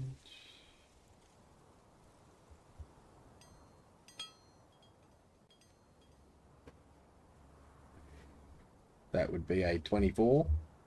Yeah, you're fine. You can feel just from the edges of the really dark stuff near where you are, and that like there's quite a concentration of it. You can feel stuff trying to reach towards you, but it just can't seem to penetrate your fortitude. Yep. Yep. So are you medicine checking, or are you just trying to heal? Like, what are you? No, I want to. Can I just do perception to see if I can see if she's alive, or see if I can see any movement or breathing, or do you want me to do a medicine check? Look, if you want to check vitals to see if they're alive, then it's going to be medicine. I'll just do that anyway. I'll check and see if there's a pulse. If you want to just glance around for breathing, you can do that for free with perception, but it's going to be a very high DC to know for sure. Yeah, no, that's right. I'll do a medicine check. Right, I'll check for a pulse. That's a 13. Yeah, no pulse. Okay. Definitely seems pretty dead to you. Yep. Shit, I didn't even realize. How far did I move there? I think I was. What I'll also give you with 13 is that they are slightly cold to the touch. Like, they died instantly, but long enough ago that you don't think you could help them. I don't think any of them's going to be alive yet. No, and like you're pretty sure that they've been dead too long for something like Revivify to work. Raised dead. Okay.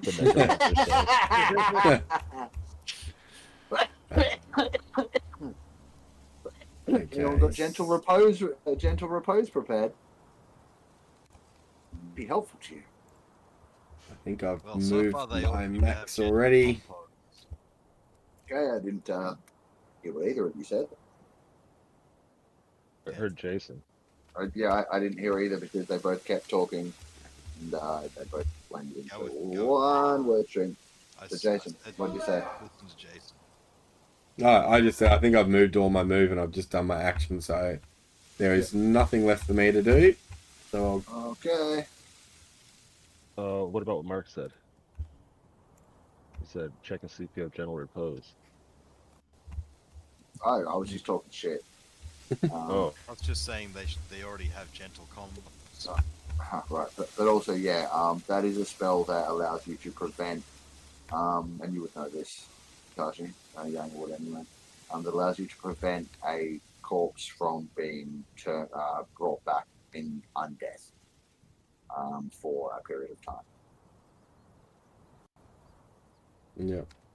So if you have that spell prepared, you could cast it on one or more of these bodies and stop them from being brought back by What's it called? stuff. Repose. I'm pretty sure. You can check it. Okay. I put it in the voice chat. Oh, you got it? Yeah, sweet. There you go. Yeah, it's a cool Second spell. level. Definitely not something you can cast on all of them with the amount of spell slots that it would require, but Yeah, no, I don't have that given anyway. enough time, I do believe you can cast it as a ritual. Yeah. No, I didn't take that one anyway. Yeah, fair. Well, in that case, he's- it would be Ron's turn. Yeah, so he's just going to move up 30. And then seeing everyone going that way, he's going to use his action to dash another 30. So he's just sort of in between Eric coming up the stairs, or beginning to come up the stairs. You can probably see him starting to round that now. Even if you can't actually see him, I'm going to say you can. It's huge. And you would be able to see, probably hear Robar moving up in between those two things. You hear more scuffled movement at the top of the plateau, moving away from you. Well, that's Robar done. Oh, it's Buck's turn. Okay. He's going to move up. Put yourself to Bucket's at 80 and you to 90 at this point. And from here, there's no sign of the bricks you saw before.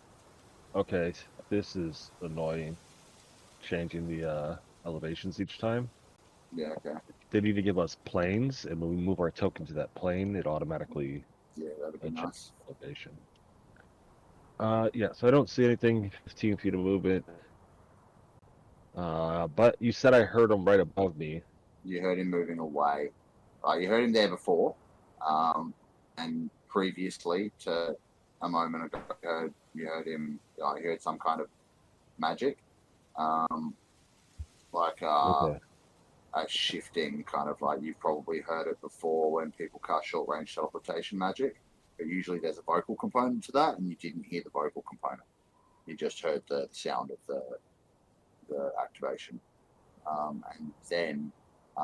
Just a moment ago, you heard more shuffled movement of feet heading away from you, but from further up. So you might be able to surmise that he maybe did a short range teleport up and then moved away from that. So my question is did I just move 80 feet to get up here, or did I move 20? No, you moved what you measured to move on. I'm just using the elevation. Okay. From the end of the map versus another. Yeah, that's the end of the map. And from there, let's see.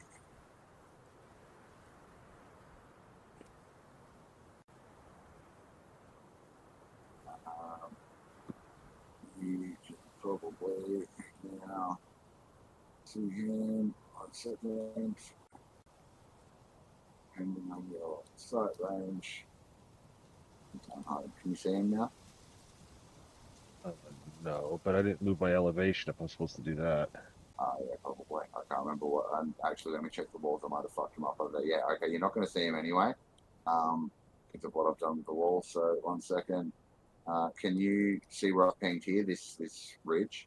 Is that blackness for you? It's blackness for me because of my light range. Okay, so yeah, well, you can't see him. Well, I do have another 10 feet of movement. Yep. Assuming that I can hear that direction. And guess I need a dash as well. Did you need a dash to get here? No. Where Bucket is for movement. I'm going to dash so that I'm just gonna. My guy can actually do something. I'm just seconds. All right, yep, sure thing. At this point, so to the north of you, continues to climb in stepped plateaus like this. But you can easily see that there are footprints that are actually heading west, rather than north. Yeah. Yep. So, you said you were gonna move me. Yeah. Dashing. Right. So I have another 60 foot of. So that's another 25 to there here. I'm going to have to clear some balls so you can see properly. So give me 2 seconds. You'd be seeing it now. Can you see him now? Yeah. Yeah, okay, so he's across that gap on that other ledge. Let me just check. Oops.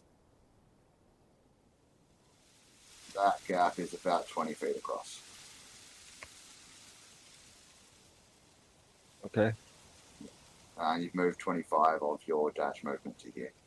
So what would you like to do from there? Well, I was looking over Bucket's sheet to see if she could attack. When Bucket uses her action to dash, she can use a bonus action to make one attack or to shove a creature. Okay, so, and I'm gonna do that. Just gonna run, jump, and attack. Sure. You may need to shove in order to have somewhere to land. Is just a heads up. Or you'll need to spring back and have enough movement to land somewhere else. Using that other thing. Yeah, I'll do that. I'll just run over there, attack. Yep. And then, if she springs back, then I'd be getting off on this side on my turn. So. Yeah, true. Well, you wouldn't have to necessarily spring back. You could spring over his head, like using the momentum, tramp him a little bit, and like bolt, over into the next couple of squares, so you could get to the other side. Well, yeah, I can't see what's going on, so I'll take your word for it, and I do that. I was going to say, the attack's just like smacking him in the head as he goes over the top. Yeah, what I mean is in that space that you can see behind him, like you could land there. Right. It just looks like more wall to me. Oh, okay. Yeah, no, that's more ground. Yep. Yep. So I'll do that then. I'll shove. Yep. Hang on. Sorry.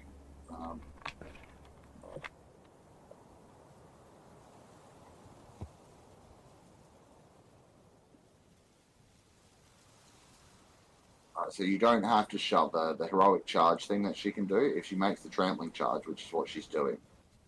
No, she's doing the charger. Bonus action thing on the bottom.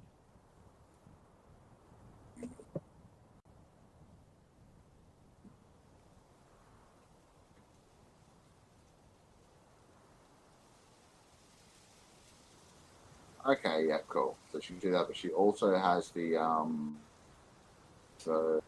trampling charge. Right, but I can't do that.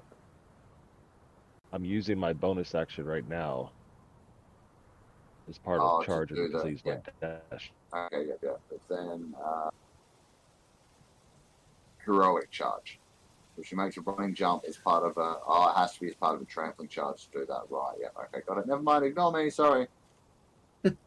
Go ahead. Yep, all good. Yeah, so I'd like to jump over there.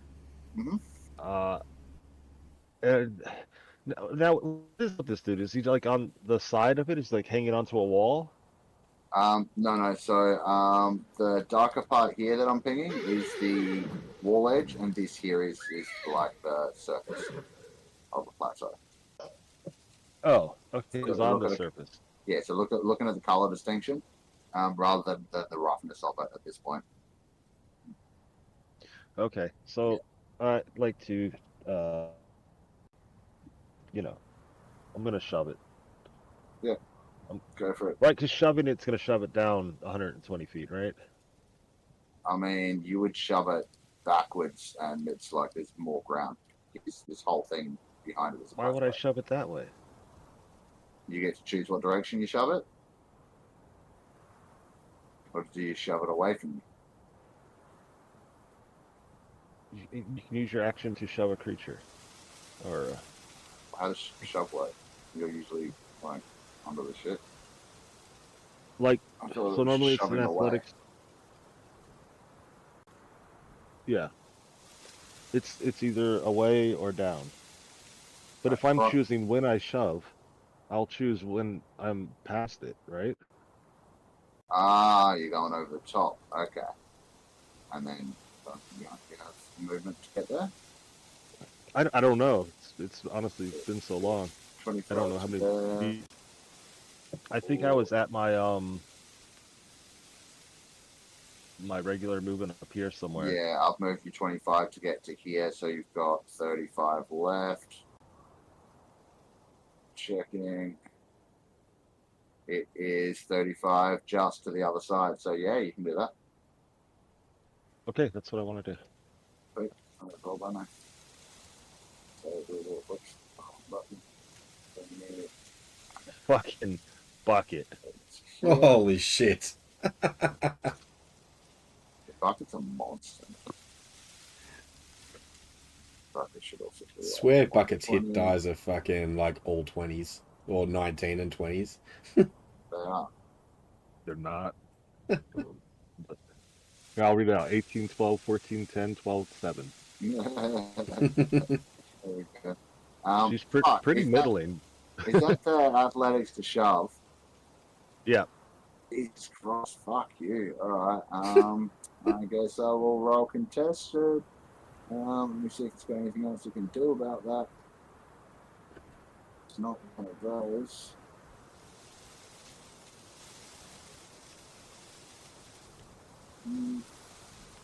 I'm so glad he wasn't like bracing for the charge with all 3 of the spears. I mean, he could have been, but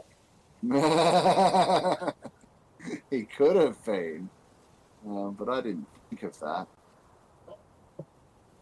I'm not going to do it now just because you said it. That could be wrong. To be honest, he thinks the horse is gonna jump a cliff. Yeah. Yeah. Not just jump it, but jump over you. Yeah. So, Borska, how far? 10 feet? Yeah. Yep, so 10 feet this way puts it out over the edge. Yeah, that's not good. That's not good. Gonna Yeah, roll all the way down to the giant. Yeah, I'm trying to figure out how much of it's going to be fall, how much of it's going to be like fall and roll and bounce. and stab yourself with your own spear damage. Yeah. Snap a couple of spears as you roll down. Yeah. I mean, he's got to let go, right? Like, even if he wants to grab with his trunk, like, he's got to let go of the spear, you know? Like, I mean, no, he can just stick his feet to the wall. It's fucking, like, spider climb bitches. But you've knocked him off I his didn't feet. even think about him being undead. I'm picturing, like, giant elephant feet. I'm like, yeah, nice and rock climbing. Yeah, Gotcha. right. But no, I think, yeah, so he's going to drop. Fizz, roll me 50-50. Just odds or evens. Odds he will fall straight to the ground. Evens he'll fall halfway and then bounce off the thing and roll the rest of the way. All right, odds, straight to the ground. Yeah. That's a 7. Even He's a there's a bouncer. 70. If you'd rolled a d10, that'd be a 7. Nobody counts the decimal place. Frickin' metrics. Sorry, go ahead. He's going to take 5d6 falling damage from the initial impact. I was expecting you just to roll a d6 or something. I rarely get the roll. Percentile.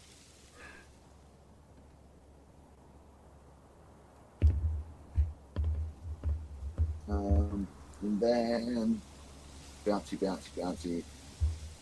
It's not far. I'm gonna say he's gonna take another 3d6. He loses 2 of them from bouncing off a couple of things. Right, take that much. Oops. This.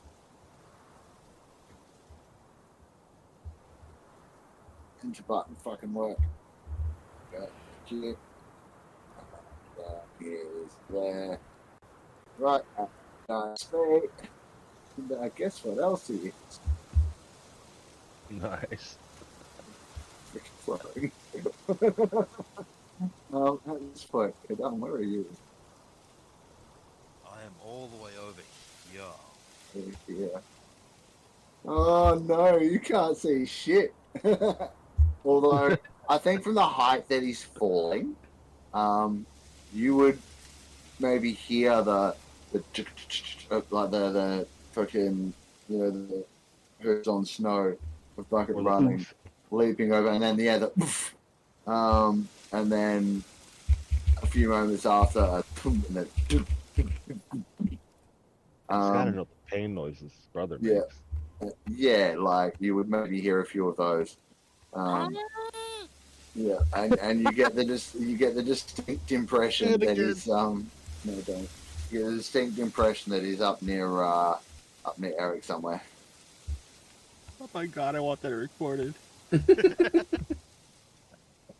All right, so Ralph. Oh my god. I'm just gonna skip my turn while I fucking laugh over here. Sure.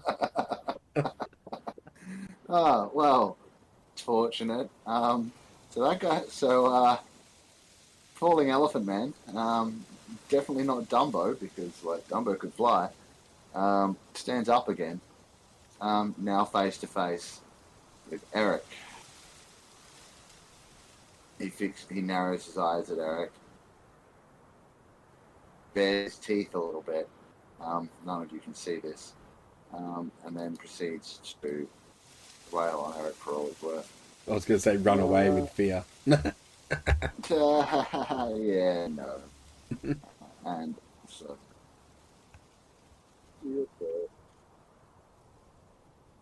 Love it. Let's see what can we do here. Oh, yeah, this is gonna hurt. I was going to say he didn't lose any of his spears on the way tumble down. No, he certainly did not. Oh Jesus! I'm really glad I didn't give him improved critical. I was going to. Okay, he now one's one of the swings, so Eric is going to get an attack opportunity back. So we'll resolve. That was the second attack. So we'll resolve the first attack first. Fucking damage up. So.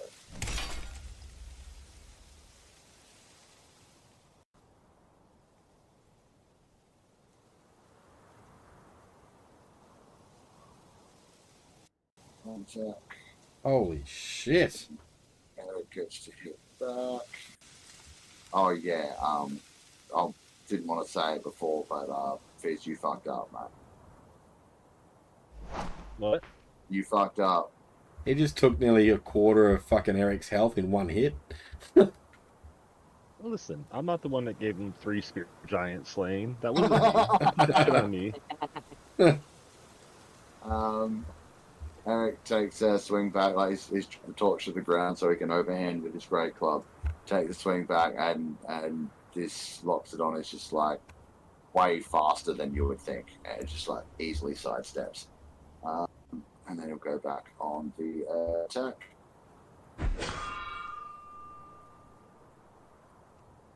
And you can see he's like, his first 2 attacks were with his right hand with 1 spear. So now his third attack is coming from his left hand. Let's see. So wrong. There's so much on this block. It's fucking stupid.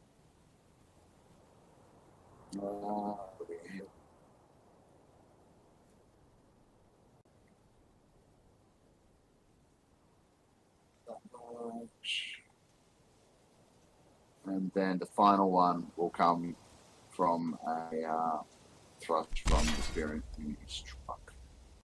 4 attacks, fuck me.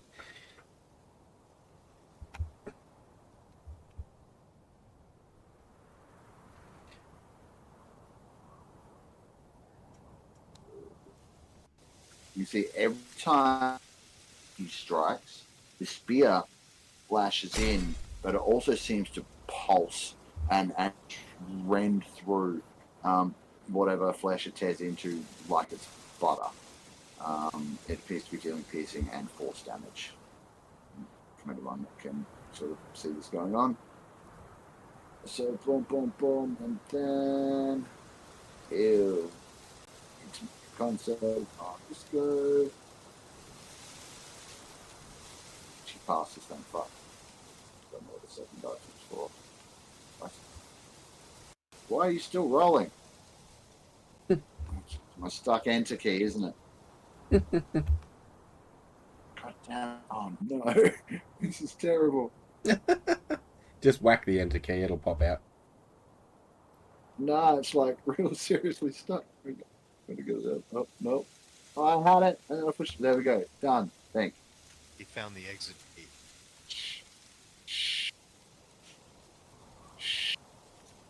Not you guys, dice roller. Wow, I've never seen so many contests. But the first one was enough, so it's okay. Alright, so that, and then, let's see, let's do boom, boom, boom. He's then going to use the remainder of his movement to go this way, 15 feet. Sure. If you're not quite leaving his reach, which is good, and then it will be Dum's turn. So Dum at this point, he's still, yeah, no, you're too low. But yeah, you would have heard the yelps of pain from Eric. He kind of looks back down, almost like he's looking around for you. He's like, I normally like your people, Yahsob, but this one's a bit stabby. Right. It'll help up here. It's time to activate my eagle whistle. I can do that while I'm raging, right? Can't I? No, I don't see why not. Okay, so it's still an action though, isn't it? If that's what it normally takes, then yes. Okay, so I'm pretty sure once I fly up to where I'm intending to fly, which is up to here, I'll be able to see the Bastardo. Oh, you certainly can.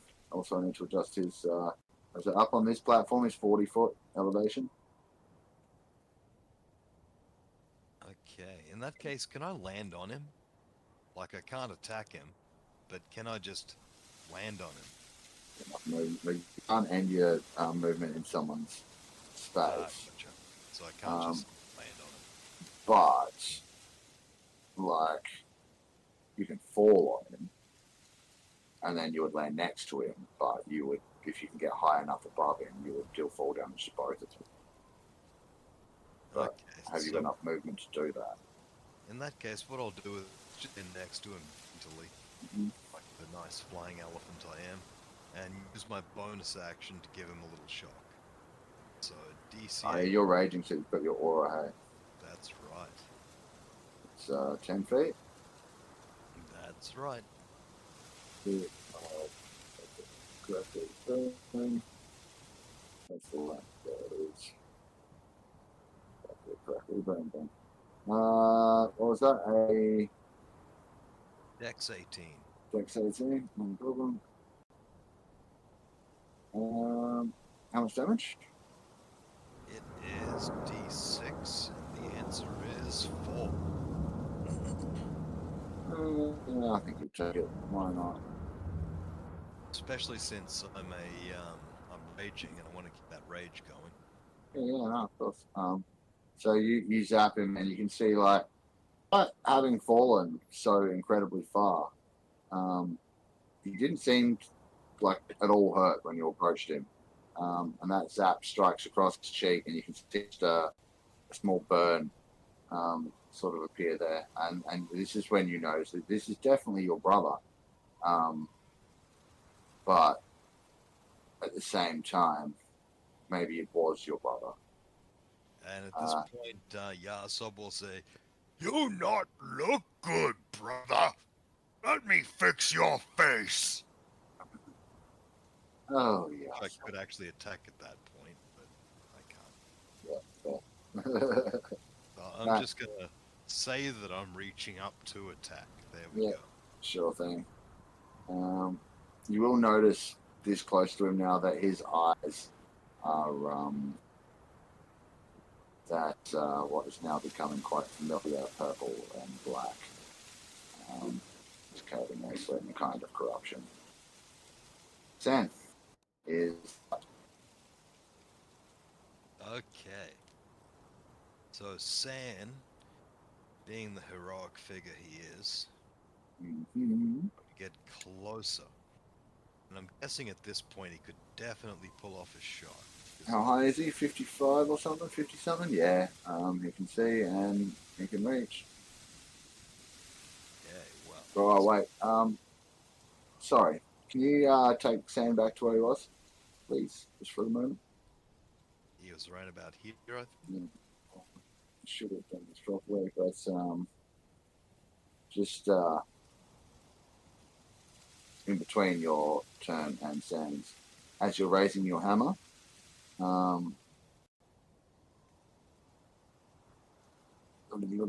sorry, I almost got him out of Chedimov grins. When his tusk flashes around in a maneuver that you've seen him do a couple of times, but you're not quick enough to stop him from at least attempting. And he's going to lash out at you with his spear. It's a legendary action to use his attack, and he has critically hit you. Oh no. That's rude. Mm-hmm. It's going to be 12 piercing damage, which you will halve, so that'll be 6 plus 14 force damage. As this thing once it rips into you, you can just feel the spear tip is like it's pulsing waves of just pure destructive force out of itself, ripping apart muscle and tendon. Alright. Well, look. Now it's Sandstone. Okay. So San, flying he does, and he's going to let loose some arrows at our pachyderm pal up here. Oh, pal, that's the word. What did I say? You said pal. I said, yeah, sure, pal, that's the word. Oh, right. I thought I said the wrong thing, and you corrected me like, well, no, I was just laughing at the, yeah. He was So, being here we facetious. Ah, yes, Confucius's cousin. Righty, so, with his mechanical longbow and the sharpshooter skill, he's going to make a bit of a sniper shot at our elephantine friend. Sure. So, take 5 from this roll, as you will. That makes it a 22. Okay, so it would ordinarily hit, but so I should point out that Chedimov is supernaturally fast. Like, he's moving quicker than you've ever seen him move. He was a good hunter before, but now it's almost impossible, right? So, like, from the moment he got up and started attacking Eric, and then moved over to you, and then got that lash in, like, he's just been this whirling dervish of spear tips, right? And so as this arrow is coming towards him, it's like he just flicks up one of his hands with the spear and deflects it aside. Okay, fire again. Sure, go for it. That was his reaction, by the way. Gotcha. So that's 19 to hit this time.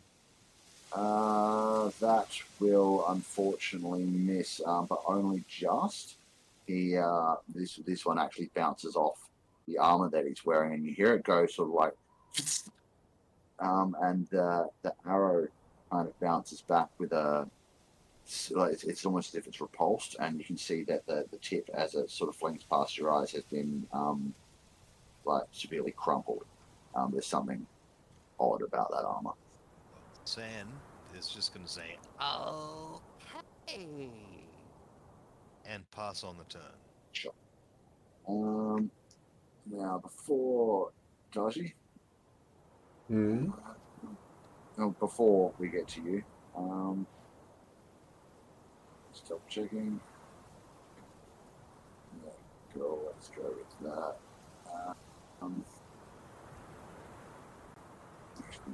Let's go with Mind if I start repelling? that. I mean, you did nothing on your turn, so like, if you'd like to retcon that and start repelling, go for your life. Yeah. Yeah, that's not a problem. Yes. I just want to tie a rope to me, tie a rope to bucket, and jump off. Yeah, cool. When we get to your turn, you can have already made this amount of progress you would have made in your last turn. Yeah, sweet. All right, so in between Sam and Taji, unfortunately for you, Kadam, you're right there. He's going to lash out with another spear attack for 26 to hit. That's a hit, all right. And that's going to be 14 piercing, half to 7, and 7 force, so a total of 14 damage for you. And then it will be Yang's turn. And Yang, you can probably hear the commotion going on up there now. Yeah. There's definitely some fighting happening. Alright, so first point of call is I'm going to point at Eric, Mm-hmm. and he's just in range, and I'm going to cast Shield of Faith on him. Nice one. Bump you guys I up to like it. 15. And then I'm going to... Well, I've got to move up there, avoiding... It's going to be difficult terrain climbing over this giant, isn't it? Yeah. Go Also, around them. I'll have to go this way. Yeah. Oh, Right. you're way down there. Yeah, cool. That's safe enough. Like, if you'd gone any less of that angle, like if you'd gone any more north than that, you would have been walking through that shit again. Yeah. So that was good. So yeah, I'll go up there. Yep. Bonus action. From here, I'm going to say you can't see the guys fighting up on top of the ledge, but you can see the effects of a Yahsob's storm aura going on. So you can see roughly where he's engaged. Oh, I've got an action. Okay, so I can't. So I can't see up there. No, but I'm just saying, like, you can see roughly where Yahsob's engaged. So it's like, he's basically, Yahsob is 15 feet directly east of the middle of Eric. Yeah. Okay. So you can see his aura sort of around. So you can see that area is kind of a glow. And I'm then going to. What am I going to do? Okay, I know what I'm going to do. I have 60 feet with an action.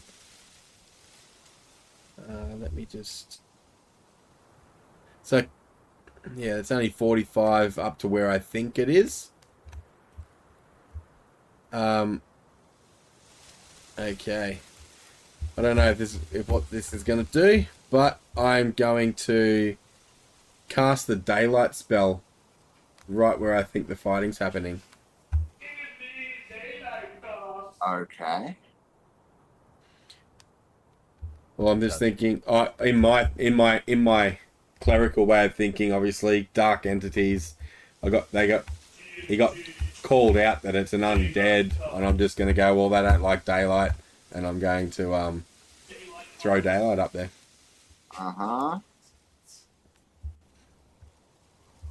Can you put daylight into the game? Yep. It's not going to do any damage to him, but I'm hoping it'll distract him or minimize what he can do. 60 foot low. I'm going to grab the token. How does it last? 1 hour. 1 hour concentration? Nope. In that case, I'm just going to draw it.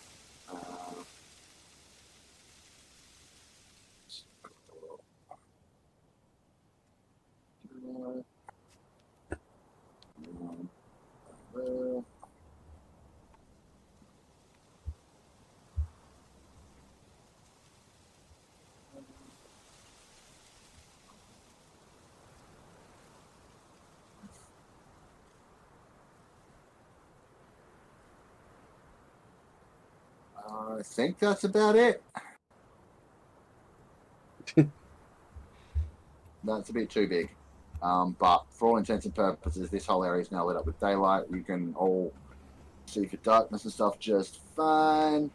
And as soon as you do that, you can hear like Kadam, you see Chedamov recoil immediately, like did not like that at all.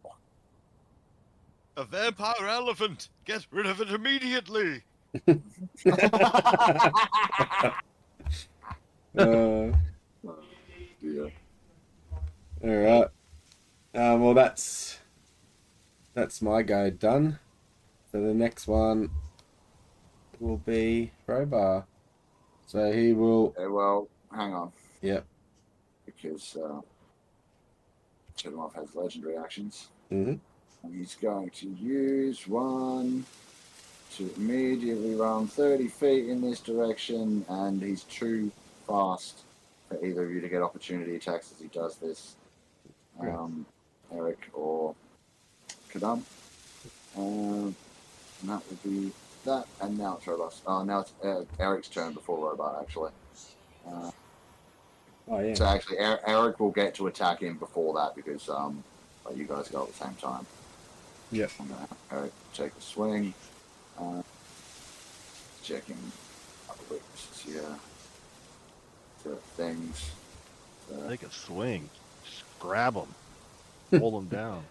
No, because he's too powerful. All I heard was fast. He did 3 swings and nearly took half of Eric's health. Well, grabbing a blender's gonna be kind of a bitch. I'm not saying it's not, but I challenge you to get a D&D character grabbing a blender. Okay. Let me see here. You know, because you see, what he's gonna do first is reach into the wall beside him and pull out a fucking, fist-sized rock. Now, a fist-sized rock to him is a fist-sized rock. To you guys, it's a fucking boulder. And he's gonna toss that at Chedamov. He's gonna hit him.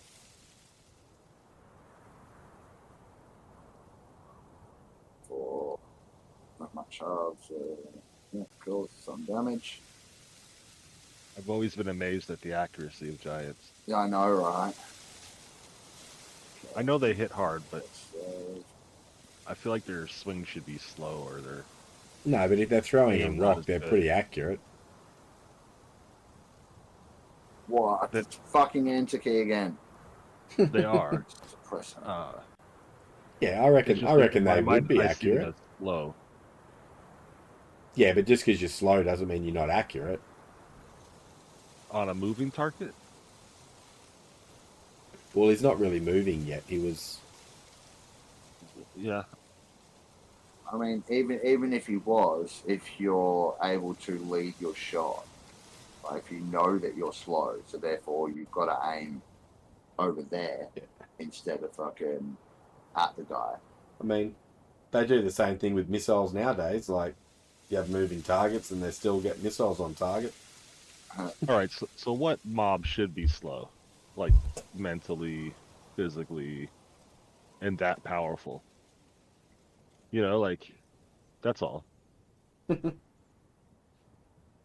Like, their to hits are like over +10 usually, which is more than most monsters that we come across. Hmm. Now imagine you trying to hit a fly. He's With a he's rock. +8. Yeah, no, I'm just saying in general, right? Like Yeah. it's always been weird to me. Yeah. Fair. So yeah, he hits him, does that damage. Doesn't manage to knock him prone. Bonus action, he's going to attempt to grab him.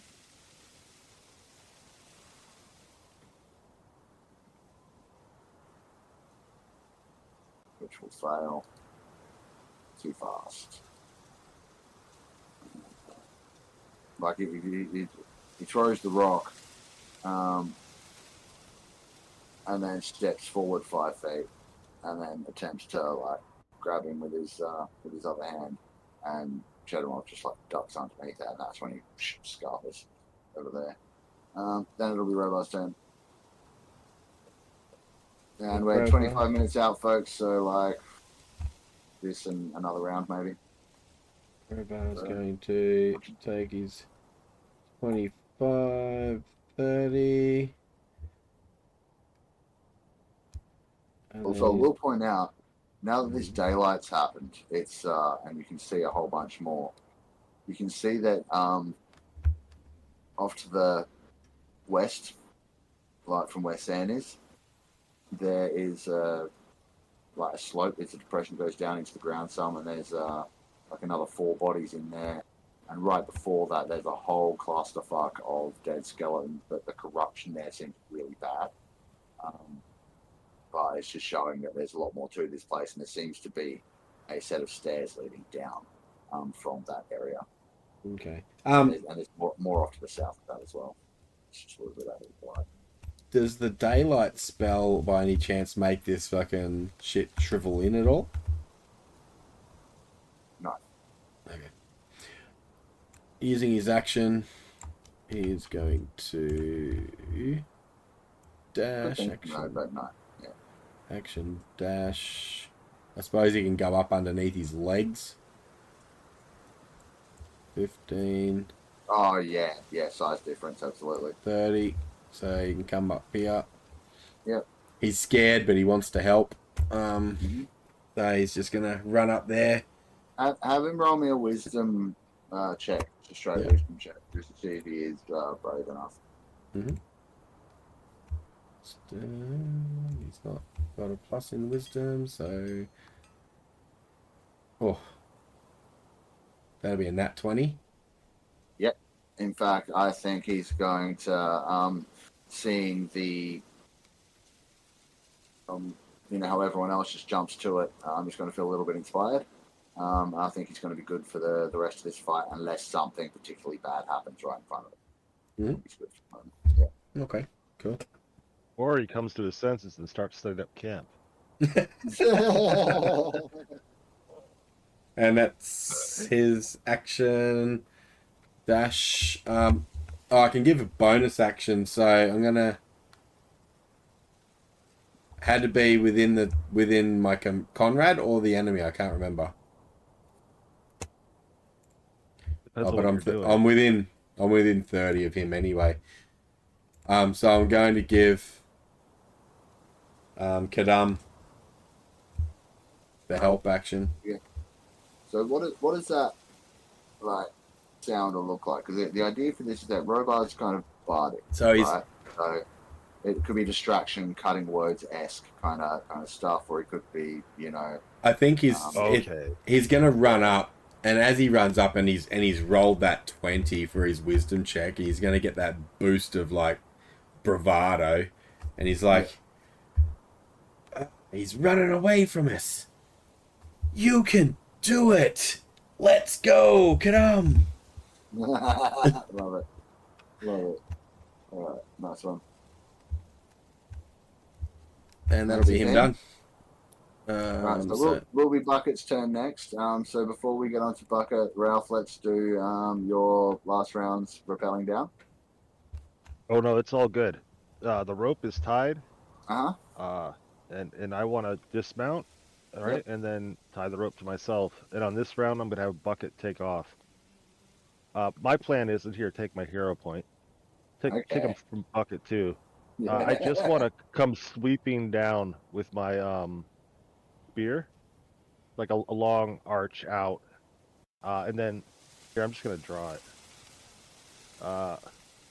Yeah. So in my mind, bucket takes off this way, right? Yep. And I'm gonna jump out this way. Oh my god! I have it in my mind. You're swinging out on the oh my, that's fucking Epic. genius. Now, Heroic. do you want to land? Do you want to land where he is and start fucking him up, or do you want to swing over him and fuck him up as you go? I want to spear through him. Okay. I want to just impale him to the wall. Okay. That's the plan. Yep. Now tell me what I gotta do. Well, Bucket can make that jump, no problem.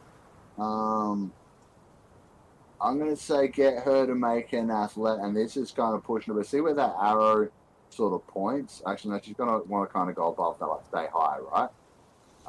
So all Bucket has to do is move to, like, here. That's fine. Bucket's done. You're doing this big swing around thing and kablamo. I would say there'd be some kind of check involved in the swing around thing in kablamo, but hero point. So you're going to go boom, boom, boom, swinging by the rope all around here. You can even high five Eric on the way past if you want. Get snagged on Elric's head. Or I mean Eric's head. No, Eric just gives him a pat on the back and pushes him even harder as he goes past. Yeah. Oh god, look at the guy helping with the swing. Roll me your attacks against this guy. I do have something that gives me a shield master, so I get a bonus action shove as well. Okay, yeah, but cool. here are my attacks. They are I'm not mounted, so I don't get advantage. Yes, you do. All right. Oh, good. You are technically kind of mounted in a way, so this is horrible. Don't worry about your damage for now. I just want your attack rolls. Me too. I hit the button once, so I might as well hit it again. Well, that's one attack, right? Yep. Here's the second. Yep. Okay. Here's the third. Ooh, hello, nice. All right.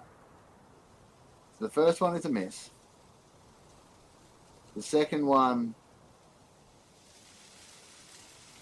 Here's what I'm going to do. Would have been a hit, but then he'd do his reaction. He used his reaction already. He used his reaction to. It hasn't come to his turn yet. I forgot what he used his reaction for, but you're like, that was his reaction.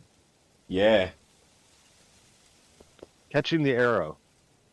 It was catching the arrow. The movement was a legendary reaction. All right, yep, no problem. In that case, the second one hits, the third one hits. So you got 2 hits.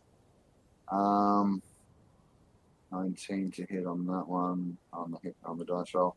The second one, for the hero point and the extra coolness of it, is going to be a crit because you got a 19. So I'm going to expand your crit threat on that set of attacks. So you get 1 normal and 1 crit, and then you can shove him after that. All right, so it's going to be this plus 8, and this is the radiant for undead. So 46. Oh.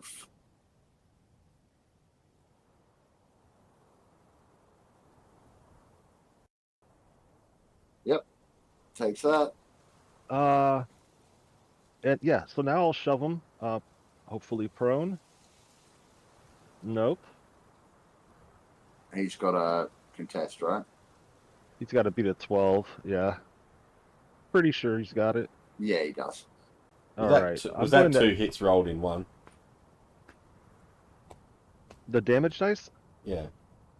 Yeah. Yep. All right, and then I'm going to action surge and go ahead and do this again. Oh. Now, do you still want this mounted or no? Like, do I still have advantage on the roll? I think at this point, for an action surge, like you've landed. Yeah. Okay, 25 to hit. It's a miss. Yep. And another miss. Yeah. One more hit. All right. So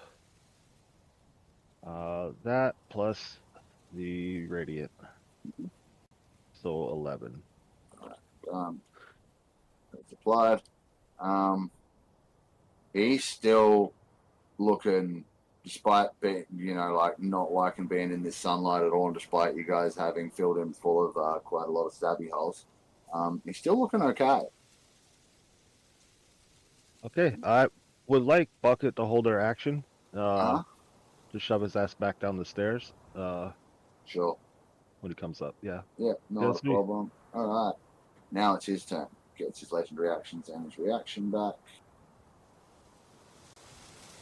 You know, now that I think about it, it's his turn. What if Bucket ran back and yanked my ass back up there? I'm just kidding. But... You hadn't already given me your hero point. And buckets. Yeah. All right, so his turn. Start of his turn. You can see the sunlight is actually physically hurting him the longer he stays in it. He takes a good chunk of damage, and unlike previously, his wounds don't seem to be healing. That's that, and then what's he going to do? Because he doesn't like this situation. Oh, That's fuck all. I want to use the unwavering mark on him. It doesn't do anything now. It's just You can track him and shit, right? in case anybody else gets close. Yep. It's a big hot mess. Gotcha. Yeah, don't worry about it.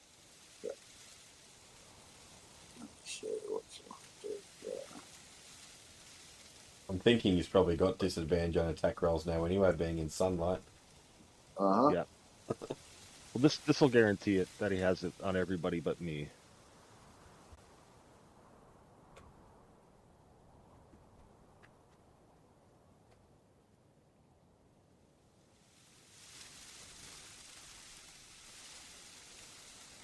So long as he's within 5 feet of me.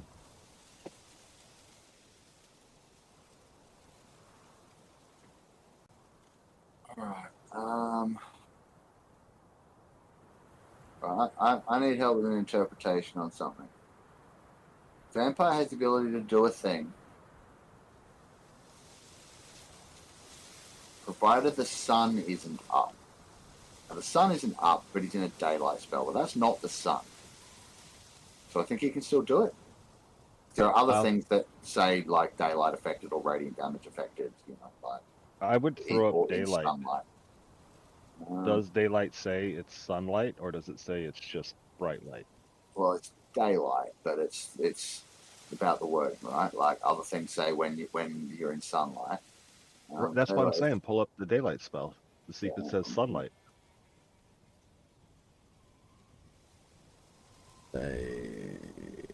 Daylight again. And I would just go with the title, but I'm sure you know how a 60-foot radius sphere of light spreads out from a point you choose within range. The sphere is bright light and sheds dim light an additional 60 feet. Yeah, nothing about. If you choose daylight. A point on an object you are holding, carried, the light shines from that object, completely covered and makes it go away. No. If it overlaps a darkness spell, if it's higher, it dispels it. Okay, so it is not actual sunlight. Also, Jason, you cast Shield of Faith and Daylight in a single turn. Huh? You cast Shield of Faith and Daylight in a single turn. Did I? They're both level spells. Yep. So, I'm going to take back that damage he just took. And that Daylight can fuck right off. No, well, the daylight would have been first. That's the action. You did the bonus action first. There's no specified order to when they happen. It's when you say they happen. Okay, fair enough. Yeah. If you would like to retcon it, I suppose you can, but... No, that's all right. Yeah. Cool. I just need to fix that without getting rid of all of the other lights. So 2 seconds. No, it's going to have to be in that goddamn box. Alright, hang on, I need to zoom out. Oh, hey. What? Remember I told you I wanted to impale the guy? Yeah. And I got like he gave me a crit on a 19. True. So could the spear be stuck in him, like in the wall? Oh snap! No. Okay. You Okay. know. Yeah. All right. Snap. So yes, there is that entire possibility, especially because you hero points it. I screwed up because I kept swinging. My intent was to impale him, but you're like just roll all 3 of your attacks. So I thought it was all going into like one Well, impaling. the first one was. That's Okay. why I got. That's why I got. You know, you did that and you did your damage all at once, but then you kept going. Yeah, the action surge. Yeah. So, all right. I need to think about this for a second. Just bear with me, folks. Roll me a D100. Well, okay. I was gonna say Oh. I could change that too. Because I do have the daylight globe. You were all the way back at the start of the round. Need to give you another action other than the daylight thing because, like, otherwise that's would fuck. But we're also all the way up here, and it's gonna entirely change everything that's happened. So can I just instead give you 2 actions next turn? Yeah, whatever's going. Yeah. I'll just whatever. I was just saying, like, I do have that globe. Like, as the action, instead of casting the daylight spell, I could have just thrown that orb up, like anywhere around here to. Show me what the globe says. Declare inventory. We've only got 10 minutes too, so we're gonna have to wrap it up in a minute.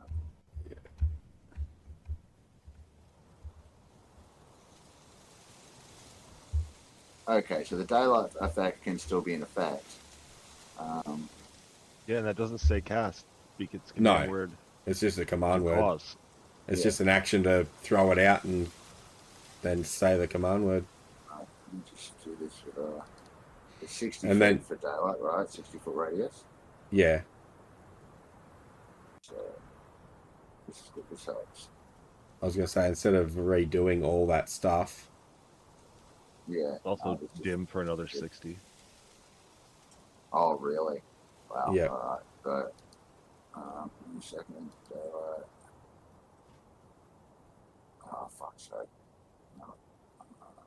Circle. Yeah. So if you wanted to do the circle, I wouldn't have been able to throw it all the way up there anyway, but I could throw it like. Whoops, I can't point because you've got the circle there. But just like it's move good the enough. circle It's where you good want it. enough. Just I'm already halfway through drawing the thing. Just yeah.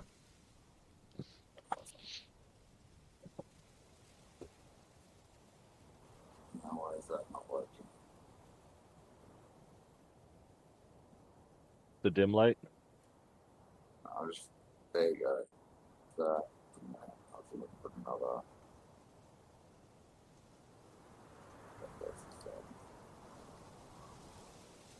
Yeah, I haven't been able to get them to understand what dim light is. Yeah, I've just made it all white, but some of it's dim. That'll do for now. We've got to wrap up soon. All right, so you do that. So daylight, but it isn't sunlight. No, still not sunlight. So I'm still going to have him trying to move away, but he's not going to take damage at the start of his turn. But the impaling. So, Fizz. Yeah. This is actually really important. Good.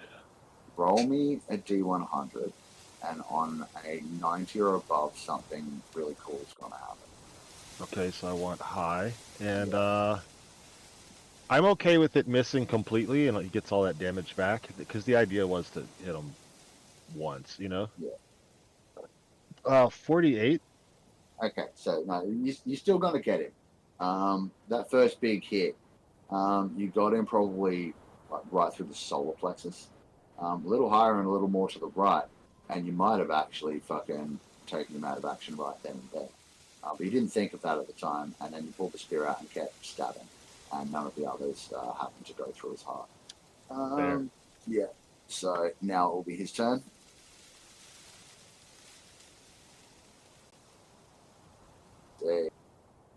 Not taking damage, but also still not regenerating. Radiant damage seems to not do him any favors. In that case, hey Fizz. Yep.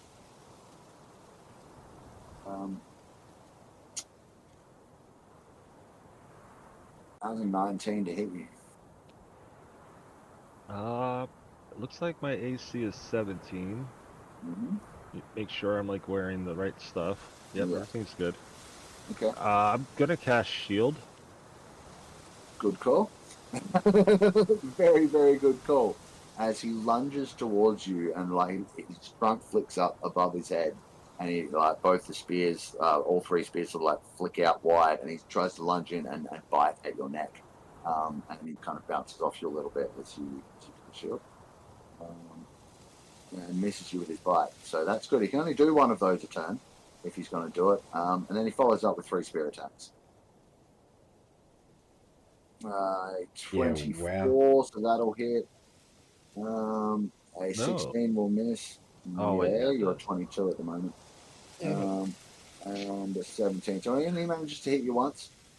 That's going to be 14 piercing minus 3, so that'll be 11, and 7 force, so 18 damage in total.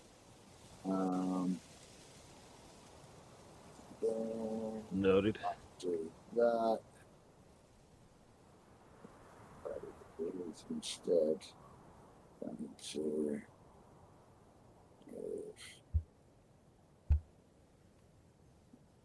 he's attempting to move away from you, so he's moving within your range. Yeah. However, I took my reaction to shield. Oh, that's fortunate. Yeah, I was thinking that too. Yeah, so I'm like, he the shield's always gonna curse me. I know it. so he starts running straight up the wall like Kadam used to be able to do, and he gets most of the way up with that movement.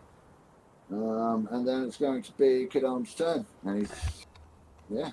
Okay, so since this is my last action of the game, and I've still got the heroic action left, now, can I use one trunk and one side of the one mouth to blow the whistle? Well, the other one says, "Come here, brother!" You certainly Flies may. up to here and does a grapple, if I may. An actual grapple. My thought was to actually wrap the hammer around with one hand and Yep. grab it with the other hand behind him. I like it. All right, you can certainly try. Okay, so like I said, heroic action to do it, so I don't know how that translates to rolls. Well, it's contested, and he has fancy shit, and he's legendary. So, is like, what are you trying to achieve overall? Like, just getting up there and grappling him is something you could do normally, Of course. right? But What's the heroic part? this grapple is, well, the fact that I'm actually flying up there to do it. You can do that with your magic item. Well, yeah, but it takes an action to do that. Ah, I see. So your legendary action is to legendary action. Your hero point is to effectively get a second action. Yeah, I guess you could say so. Yeah, cool. All right, I take it. So yeah, I'm still going to make you roll, and he's going to contest it. So yours will be athletics with advantage for your grapple check. His will be that one, I do believe. Yeah. Oh, fuck. I almost want to say you should roll at disadvantage because you probably wouldn't see a flying. Oh no, you called him. Never mind. Yeah. But it don't matter anyway. I don't think you can roll much less than fucking. Yeah. Yeah. So you attempt it, and he definitely slips out of your grip and sort of like turns in place, still standing on the wall, like jutting out vertically from it, looking up at you, and it's like, always worse, slow, little brother. Yock him, DC 18 Dex. Yeah, sure.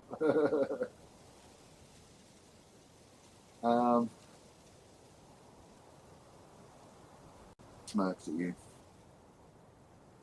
Oh, damn but That was one of your attacks. it. yeah, Oh, that was that was bonus it. action. No. You have 2 attacks when you make the attack action. You've had 2 actions, right? Oh, One action was to blow the whistle. One was to take the attack action. You've had 1 attempt to grapple. You have another attempt, or you can hit him in the face with your hammer. I'm Because you just can gonna, break your attacks up with your bonus action in between. That's in fine. that case, I'm gonna swing towards Grace into his elephantine face. Not a problemo. Go ahead and roll to attack with advantage. Recklessly as possible. You can roll to attack with advantage. You don't need to be reckless to do this. He's still only got 12. This is really sad. Roll 1 more d20. Okay. You're really getting Yeah. a lot out of this hero point, okay? I just don't want to feel like I've ripped you off because, like, they're meant to work. Oh, there we go. That's a bit more like it. When I get the sympathy roll, I get a 20. Yeah, right. So what's that total attack roll? 20 plus what? Let's see, my basic attack is +7, 27. Yeah, even his reaction wouldn't get him out of that if it wasn't a crit. So yeah, go right ahead. Okay, so we have my last damage for the game. Let's not forget rage damage of 3, so that's 16 all 7 bludgeoning, 6 electric, and 3 rage. Do you want to try actually rolling critical damage? So roll another 2d, another 3d6. Yeah. Yeah. And do you have brutal critical yet? I don't think so. Holy Okay. You have crap. to. You have feral, Oh, I do whatever. have brutal critical. Yeah. Okay. So fuck off the Another plus 2. 3d6. So that's another 3. Well, because he's going to get a d6 for each of the brutal criticals, right? And that's doubled. And then he forgot to roll a d6 for his electric. Wait. He only hit once. I know. Right. So he's already rolled. So his 3d6. weapon dice would be 3d6, Yes. right? So there's 1 from that. So let's just, that's 3. Then he criticals that's 6d6. Then he has 2, or he has electric and he would double that. So it's No. You 8d6. double first, then you add the brutal critical. That's lame. That's how That it would works. make barbarians suck. And nobody would want to play at the higher levels. Even if that is the rule, if that's raw, that still sucks. Yeah, I Just need to throwing that check out it there. now. So No, yeah, you you're roll right. 1 additional damage die when determining the extra damage for a critical hit with a melee attack. So yeah, it's not. Right, because like when he's got a 2d6 weapon, so he only gets a d6. Yeah, that's I've mentioned He doesn't that get it to doubled, Yeah, I've right? But mentioned that. it still gets added to his weapon damage, and then that should be doubled. He should have 8d6 plus No. 2 plus 3, right? I'd be happy to roll 8d6 if you want. No. Look. It's 2d6 normally, so it's 4d6 for a crit, plus 1 for the extra weapon damage. So it's 5d6 on the normal damage, and it's 2d6 for the thunder, so it will be 7d6 plus 2 all up. Why don't you go ahead and roll that all, Jeff? Because actually your thunder was max, so go ahead and roll 6d6 plus 2, and we'll add 6 to that. Okay. Here's what I'm rolling. 66. So Nice. I think that's 26. So It is plus 6, so 32. Oh, 32. There you go. Plus rage, so 35. Yeah. Boom. There, With feels like the that, barbarian hit. Yeah, right. It only took us to like cheat slightly and break the game, but, you know. No, we didn't. No, I did that math on the proper like rules Okay. of written. That's yeah. What No, he's no, he saying meant is the that he extra already roll. rolled the damage and then you got to Oh re-roll yeah. again. Yeah, not fair. And all the hero points, like hero point stuff.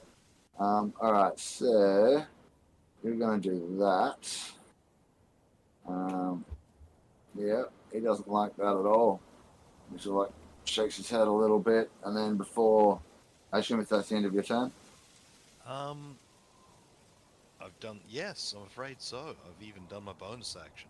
All right. I don't think I even have enough action points to do the finger at this point.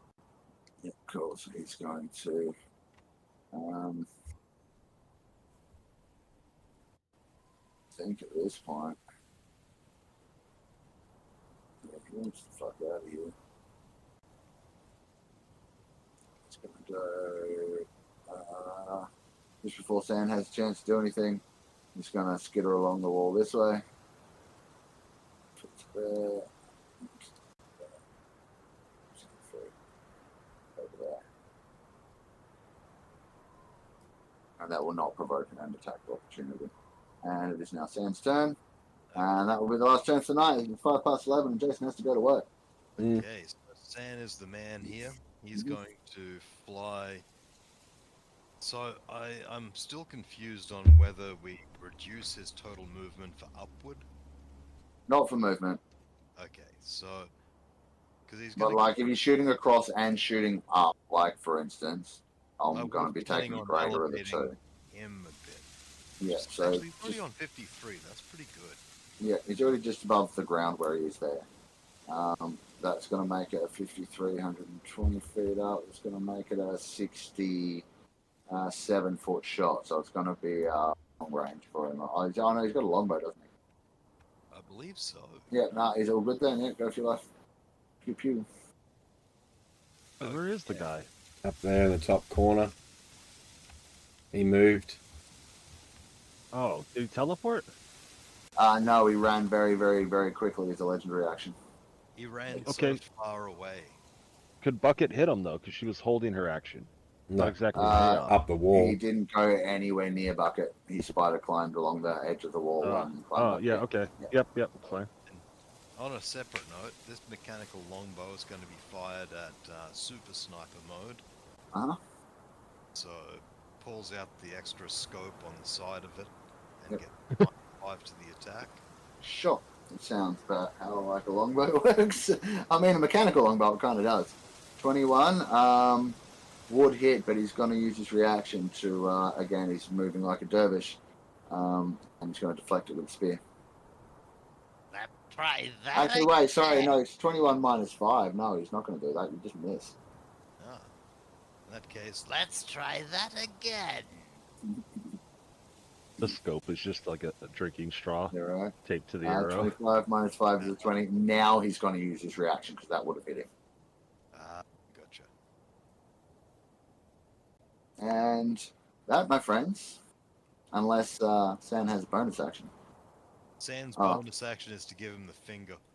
Yeah, cool. And just so I can have the last laugh, Chedamov's final legendary action is going to be to disappear off the map.